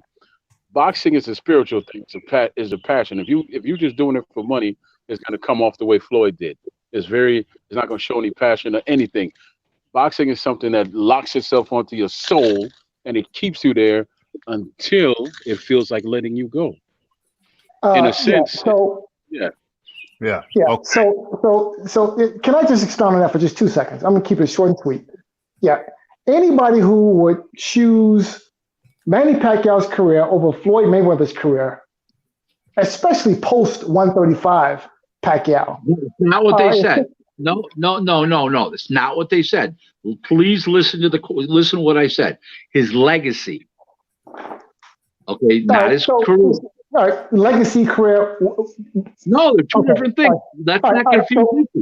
All right, then let me rephrase the statement. Anyone who would choose Manny Pacquiao's legacy over Mayweather's legacy, all right, basically is Roger Mayweather's is the poster boy for Roger Mayweather, because they don't know shit about boxing. Okay, I mean, listen, it's pretty easy to pick apart the man's career. He lost a shot Juan Morales. Okay. Carry on. Yeah, he lost to a shot Juan Morales, got thoroughly outboxed in the first fight by Juan Manuel Marquez. And had it not been for the 3 knockdowns in the first round, he would have lost. Okay. A fellow PBC fighter, Sean Porter, was one of them. Robert Garcia was another, a great trainer. Okay, was former world champion himself, and Ryan Garcia, an up and coming fighter. These guys have nothing to grind with Floyd. They all stated what they thought. They interviewed 3 people, all said the same thing. Everybody can't be wrong. There's truth in quantity here, my friend. Okay, everybody said legacy, nothing to do with career. Okay, in 25 years, here's my promise to you: I won't be alive. More than likely, I'll be 87. I'll be long gone. But they'll be talking about Pacquiao's career more than they will Floyd's, because Floyd did not have great moments that people went home and said, "Man, I can't wait to see Floyd fight again." Okay, believe me, the legacy of Manny Pacquiao will live a lot longer. Okay, than wasn't just like Mike Tyson. Mike Tyson got destroyed by Lennox Lewis. And don't tell me Mike Tyson was shot, because Lennox was shot too. It was the second last fight. He was shot too. Okay. Yeah. But more people are going to remember Mike Tyson 25, 30 years from now than they will Lennox Lewis. Okay. All right, but now let me ask you this question: between Lennox Lewis and Mike Tyson, who would you rate higher? Hold on, fight doctor. Fight No, doctor. not even close. Fight Not even Fight close. doctor, Lennox Lewis superior. Fight doctor, this is your last question, my friend, before I let Lennox Lewis, you go and you come back for Lennox Lewis is number 3 or 4 greatest heavyweight of all time. I don't even have Mike Tyson in my top 12. hands down. Okay, so then look, listen. All right. You can win first place at the Special Olympics, right? What's that? Right.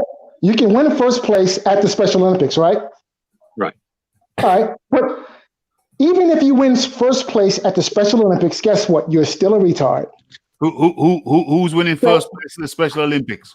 Anyone who thinks that Manny Pacquiao's legacy is somehow greater than Floyd Mayweather's, that doesn't even begin to make sense. I'm sorry, but they're winning first place at the Special Olympics. It is all day long. And with that, fight doctor, and with that, I've got to let you go because we got to get the show back on track. I've got a lot of topics I need to cover, but fight doctor, thank you. It's been brilliant. We're going to set the thing up and see you later on in the week. Yeah, I had a comment for the brother. Thank you, I bro. had a comment for him Thank too. you, bro. Well, All right, listen, well, can I run something back there? Everybody can't be wrong. There's truth and quantity. Everybody feels the same way. I mean, come on. It's blatantly true. I mean, to say that everybody who likes Pacquiao over Floyd is crazy. I don't know, man. I can't get with that. I think you're equally entitled to you're entitled to prefer who you prefer. And me, I'm not the biggest Pacquiao fan. I'm not the biggest Mayweather fan. I like him. I don't love him. I like him. I don't love him. It is, man. Every story has what you call ebbs and flows. That's what makes a story great. Any story that just stays steady from the start to the finish is not a good story. If you could finish the story from the first page to the last, then guess what? That story gives you nothing. It doesn't have any passion, doesn't attach itself to your soul. Pacquiao got knocked out, he got beat. And tell me what he did after all his losses. He got the hell up and came back, and he made something great of it. He just beat Thurman. He was knocked out, right. He got knocked out. A guy that Floyd would never fight. I mean, who wouldn't Floyd fight? Floyd wouldn't fight Thurman or Spence at the time. But to be honest with you, if you'd have never felt the thing, okay, just to give you a quick scenario, I've been in there. I never was a pro, but I've caused a lot of pain, and I've had a lot of pain done to me. I've swallowed blood. I've made people swallow blood. I know what it feels like.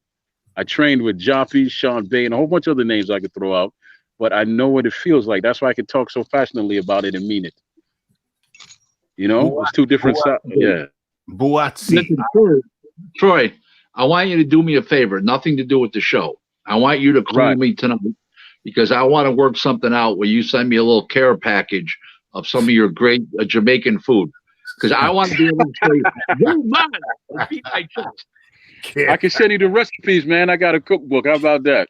Care package. So send in the book. Send in the book. Listen, my wife is beautiful, but she ain't no cook. All right, I'm gonna mute myself. I'm gonna mute myself. So what we saying? Okay, so back on track. We had the fight doctor. I appreciate your contribution. But I gotta keep this thing, you know, comes a point where I have to bring this thing home. And I got a few questions I want to get into, Rick. Raphie says I have to learn to be able to hang with Bieberev and Bivol. Well, that's good. I like that. That's good. Good attitude. I like that. That's good. Good champ. You'll be a champ someday. Yeah. What do you think of Buatsi? Hey, good so far. So far so good. The proof's in the pudding. Let's see what happens.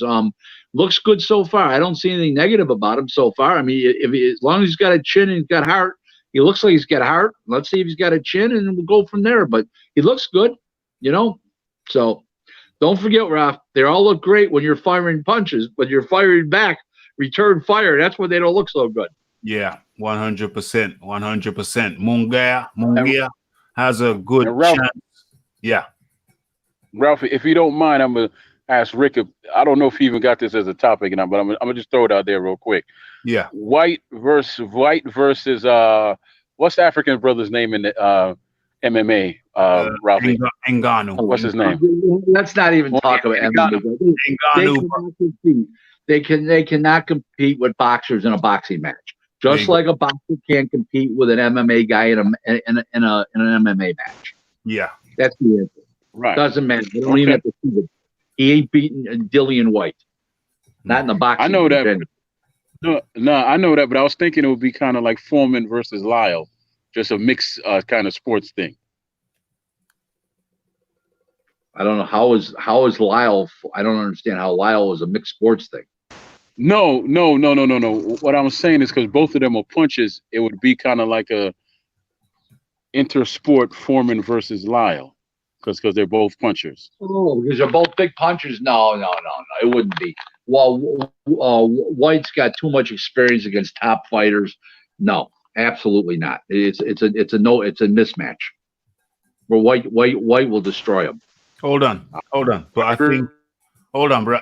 I'm not sure. Was this fight is not supposed to be a boxing match. It's supposed to be, hold on, I'm confused. I thought it was going to be an MMA fight. Go to the ground, does he? Does he have a ground ground and pound game or whatever they call it? Ooh, Ngannou? Does Ngannou have a, no, not particularly stand-up guy. Okay, there you go. That's exactly how the fight's going to be. Stand up. My question is, I thought it was going to be an MMA fight. I'm not sure.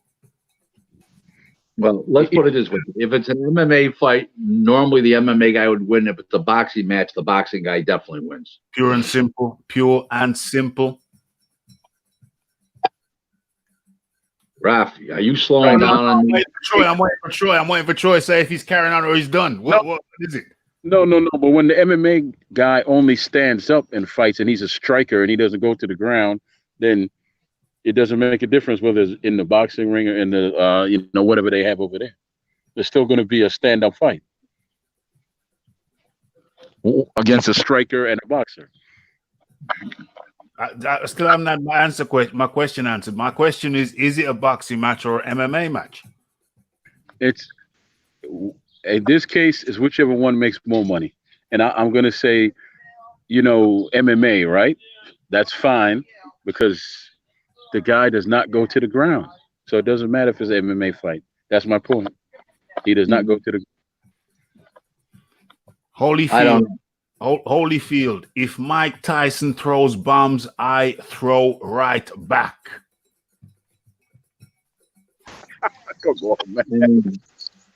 Come on, these guys got to stop, please. Somebody's going to get hurt. This period, all these guys wanting to come back now, like a seniors golf. You can do. It's a non-contact sport. You can't do. You can do seniors non-contact sport. You can't do seniors. Let's forget about it. Oh my gosh! You know what? I had a conversation with Ray Leonard about that starting the seniors league, and I can't repeat everything he called me, but I just found it funny. That's funny. Raph, we got 4 minutes to go. I'm chomping at the bit here for your next question. I know, man. I'm just waiting. I'm just waiting. Okay, so Dave, I got questions all day. David Price, I've earned the right to decide when to retire. And the bigger question. I agree he's earned that right. Yeah. But at a certain point in time, the boxing commission, the British Board of Boxing Control needs to say, David, you need to find another job. Okay, Game's over. It's just happening. Getting stopped. Him getting stopped is happening too often. Anytime he steps up, he gets destroyed. That game is over. He needs to give it up, man. I do agree that it's his right, but it's past that point now. You ever had to tell a guy, listen, fella, maybe you need to go back to college. Maybe you need to go back to trade school. As a matter of fact, not even a guy towards the end of his career, have you just seen a guy and said, yo, listen, you shouldn't be doing this for one reason or another. One way or another, it ain't right. It ain't good for you. Game is over. He's not beating anybody. He's picking up the occasional payday a couple times a year, but he's getting knocked out. That's ugly. Somebody needs to put a stop to this. Okay, David Allen, he can beat. As soon as you wins a David Allen type of fight, then they throw him in. Out go the lights. Yeah. Sometimes you just gotta. I'm asking you. I'm asking you personally. Have you ever had to, or is that not your role? That's the trainer's role to tell the guy, listen, you need to go back to trade school. That's in everybody's role. That's the boxing commission. That's the trainer. That's the manager. That's his family, his parents. That's everybody's job. It's getting out of control. Yeah. 101. Listen, I got one little joke to tell you. Well, not joke, it's an old story actually. It's not a joke. Well, let me ask you this question first. This is my last question, and then you can see yourself. You can see yourself out because I know you know how to do that. You know the way around here, and so this is the final question for Rick Glaser. And where are we? Okay, it's there. So, BKFC. By the way, you're in tune to Raphael Dawkins Combat Radio, joined with Rick Glaser and Troy Graham. And we come to the final question. And the final question is BKFC, that's bare knuckle, to up their offer to Mike Tyson for $20 million. For a bare knuckle fight, 30 something million. I don't know. I think he's going to do a bare knuckles fight. I don't think he's going to do regular boxing, and I believe he's going to command a lot of money. And I think it'll create a lot of publicity. It's great. It'll be great for bare knuckles boxing, and it'll be ugly for Mike Tyson. But maybe they'll put him in with a stiff, and he'll look great. Then they'll use him again. Who knows? I don't know what they have planned. It's not what they got planned. We don't know, but it's crazy. Real quick, funny story. Mm-hmm. So I'm on a date with a girl. This is 30 years ago. I'm on a date with a girl. I'm full of piss at her because she's real hot. And I looked at her and I says, I know you want to know how my sex life is. She said, no, actually, it never dawned on me, nor is it going to. Oh, damn. Whoops. Dang. That was the last time she saw me. I paid the check, and that was the end of that story. But anyways, Rick, here it is. I hate taking girls out for dinner. I really do. It's just I cook. Listen, you gotta hope they're not just hungry. You have to hope they're not just hungry for food. Listen, my Twitter account, okay, yes. At Real Rick Glaser 1. So it's at Real Rick Glaser 1, Glaser Glaser. I came on in January of 2020 on Twitter. So there's a lot of fake Rick Glaser accounts out there. There's embarrassing. I don't know. I didn't know it was so great to be me, Raph. But anyways, in the meantime, it's at Real Rick Glaser 1. And like I said, I came on in January of 2020. I like to say thank you very much. Okay, where's the Red Glove Militant tonight? I don't know. He's been very scarce. He's been very elusive. I've spoken to him. He's got such great questions. I actually miss him. I don't even know him. I know the feeling.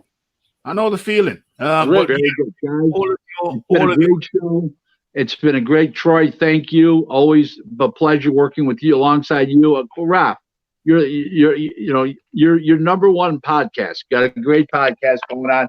I look forward to seeing you next week. Set it up, not next week, the following week for 1 hour.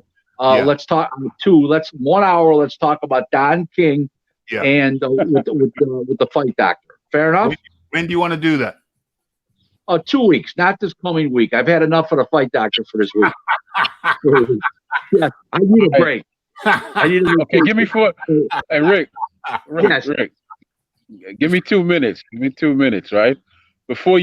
When you froze and you went and made that deal, we were talking about Wilder. Even if it's in his best interest to actually lose the fight, the third fight against Fury, because if he wins, there's a serious chance he might get hurt fighting Joshua White, because they're punches. Agree or disagree, or just tell me your thoughts. No, it's ridiculous because he'll be heavyweight champion of the world. He's not forced to fight Joshua. Why is he forced to fight Joshua? That's my point. He would never fight him, would he? Nah, he probably wouldn't fight him. Okay, well, he's not needed then. He should lose. I wonder how he kept winning and losing. He kept winning and losing. That's how Roy kept getting licensed. Okay, guys. Yeah. Been great. Great show. Phenomenal. In my opinion, I always want to hear from Raph after how I can improve everybody's listening and viewing experience. And I'm looking forward already to next week. Guys, thank you very much. It's been a real pleasure. Good night, everybody. Always a pleasure to have Rick Glaser on. All his contact details are in the description box. Rick, it's been another great one. See you next week, my friend. Thank you, guys. Bye-bye now. Good night, sir. Okay, All so right.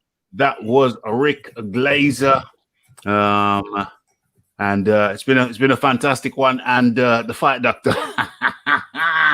The fight. Okay, let me explain everything. Let me explain to everybody how this works. Okay, so how this works is that I get a guy on, I interview him. That guy was Rick Glaser. Rick Glaser enjoys it so much, and I enjoyed it so much, and you guys enjoyed it so much that we just kept on going. We said, why do it 1 week? So I said, well, no, I said, could you come back, Rick? Because I need to, there's more to talk about. We're just touching the surface. And Rick agreed. So 1 week became 2 weeks. And then we said, why not do it the week after? So 2 weeks became 3 weeks, and then 3 weeks became 4 weeks, and 4 weeks became 5 weeks. And then, Troy Graham has been helping me out. And so I think a couple of weeks ago, maybe week 5, Troy Graham was on. And so Troy Graham joined. And maybe the week after, fine. So now there's two of us. Yeah, fine, and Rick. And so, but really, you have to, what I'm saying to the people, the public, is that really it started off with just me interviewing Rick. And really, now Troy's come on and Troy's in on it as well. But really, I just keep it to that on a week by week basis. But I dropped the link in the chat. Troy saw it. The fight doctor saw it and jumped on. And that's not really the format of this particular show. However, I thought, well, let Troy get a question in, but he came with some fire, came with some spice. And I thought, well, actually, just let Troy stick around for a little bit. Let Troy stick around not Troy, the fight doctor stick around for a little bit. And you saw the outcome. Personally, I enjoy the fight doctor's input.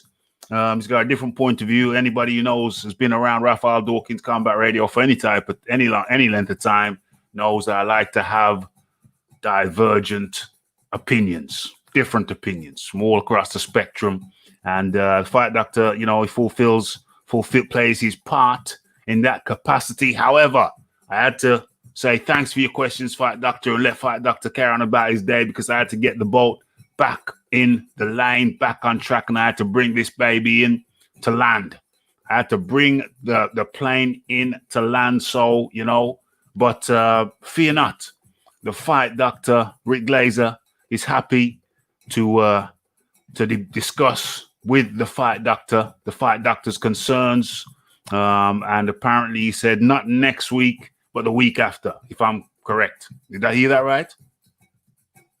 So, okay, so that's that. So what else do I need to clear up? Yeah, that's cool. So that's cool. It was a great show. I enjoyed the show. I enjoyed everybody's input, Troy's input, Fight Doctor's input. Yeah, and EJ jumped in. EJ, I'll let you know.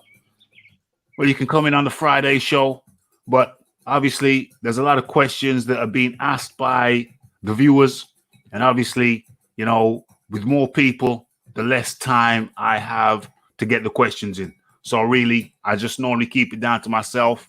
Plus, Troy's come along now, so I let Troy in, but I keep the numbers on the panel down low on the Wednesday so that we can actually get through the questions. So that's an explanation for everybody. Clear up any ambiguity. Troy Graham.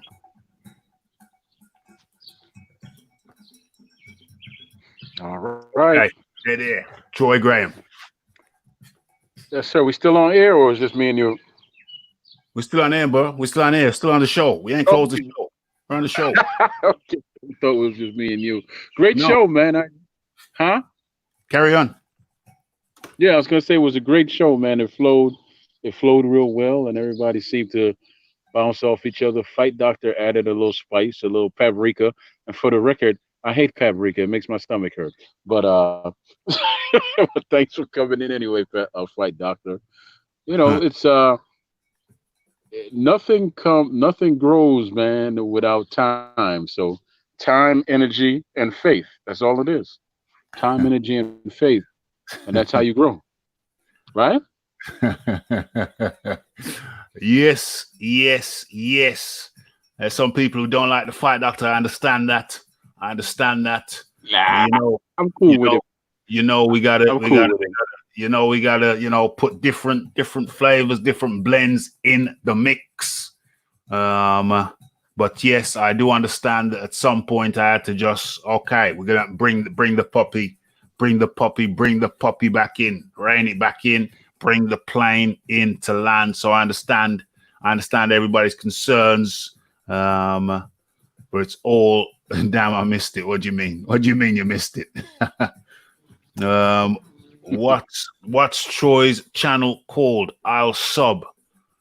Troy, you've been asked for your name of your channel. Say that again. Oh, it's just Troy Graham. Troy Graham, man. Yeah, it's just Troy Graham on. Yeah. Just Troy Graham. Okie dokie. Excellent.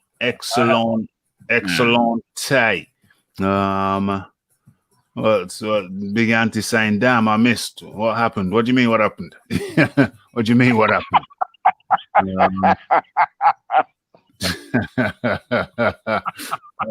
Dear. Okay. No, it's all good in the hood. I appreciate everybody. I appreciate everybody's input. Very much enjoyed the show. It was very nice of Rick. I think it was very nice of Rick. He was very complimentary of the show, Troy. Yeah, he's good. Rick is good, man. He brings a flavor and a truth. Well, honesty, I should say honesty, because there's no chasers with Rick. So he brings the honesty to it. No chaser with Rick. Yeah, that's what I like about Rick. No worries. I got no worries. I mean, you know, everybody's entitled to their opinions. I'm talking to the chat. No worries. What's happened to my spelling? What? I think I must have written two sentences together, one over the other.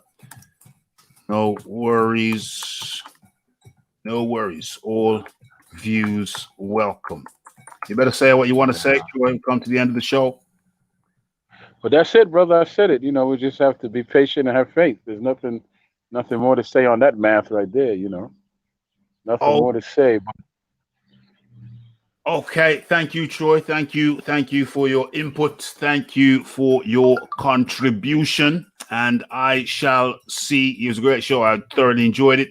You know, I was thinking about something. I was thinking about why I don't worry about numbers.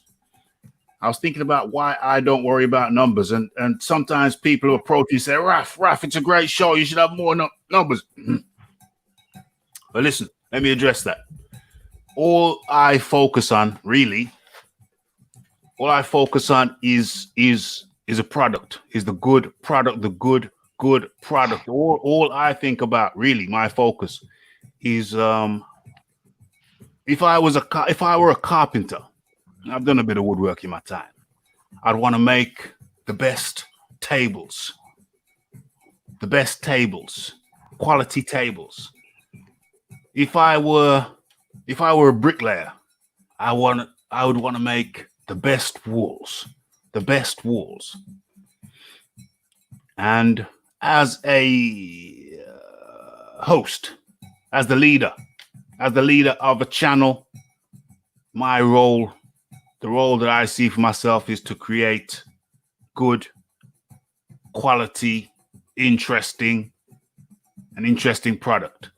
And, I feel that I'm doing that with a little bit of help from my friends. I feel that I'm doing that. So when I look at a show like this, which was, you got a big quality guy like Rick, and it's not 100 views on my little thing there. Does that bother me? No, not really. Not really. You know why it doesn't bother me? Because I know that we got in here some connoisseurs. We have some connoisseurs who just enjoy the good quality chat that you find over here at Raphie Dawkins Combat Radio. And so the fact that there's not 100 people in here, should I be bothered? I'm not bothered. Yes. You know why I'm not bothered? Yet. Yet. That's a good point. You know why I'm not bothered? Because quality counts. And I think what we have over here, Troy, is some real good quality discussion.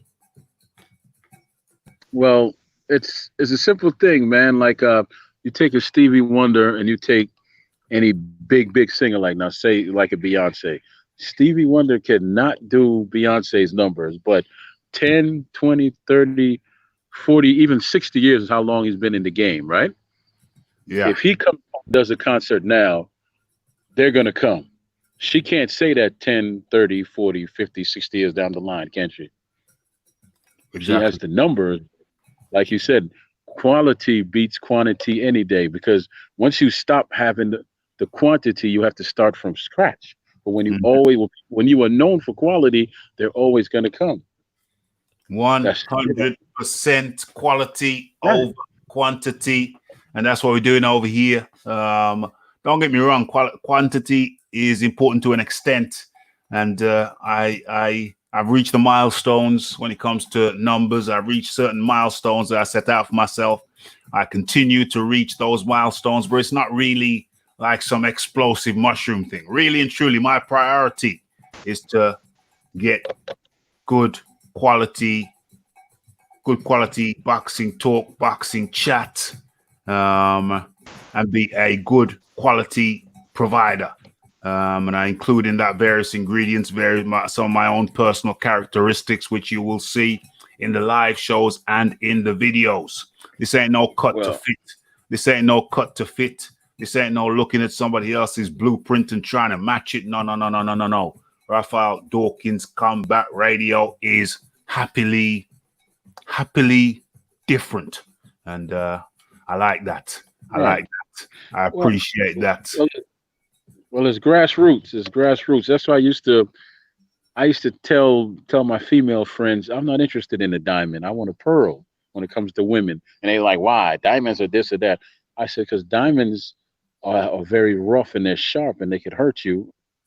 In the long run, they lose their, over time, they might lose their luster and value. Whereas a pearl, you have to search for that in value. Yeah. And what's a pearl? A pearl is well-rounded, right? There's no sharp edges on a pearl, is there? No. So there you go. All you have to do, man, is quality. Quality will get you where you need to be. Quantity will come after the quality, because that's how people are.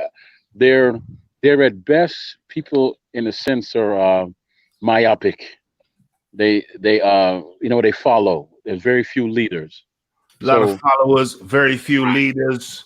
A lot of followers, very few leaders. Over here, we're doing it like how we do it. This is how we do it. Okay, so, and that brought us to the end of the show. It's been a great one. It's been a fantastic one.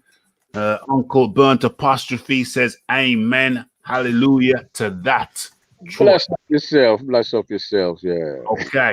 And so with that, we've come to another great end of a great show, very enjoyable show, should I say.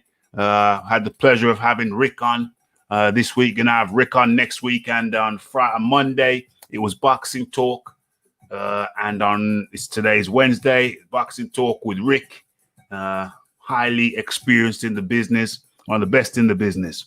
And on Friday we have boxing talk and classic fight review. But for now, and that's going to be a good one. That's going to be a good one. Gonna have a bunch of guys in chopping it up, talking boxing, and then looking at a classic fight.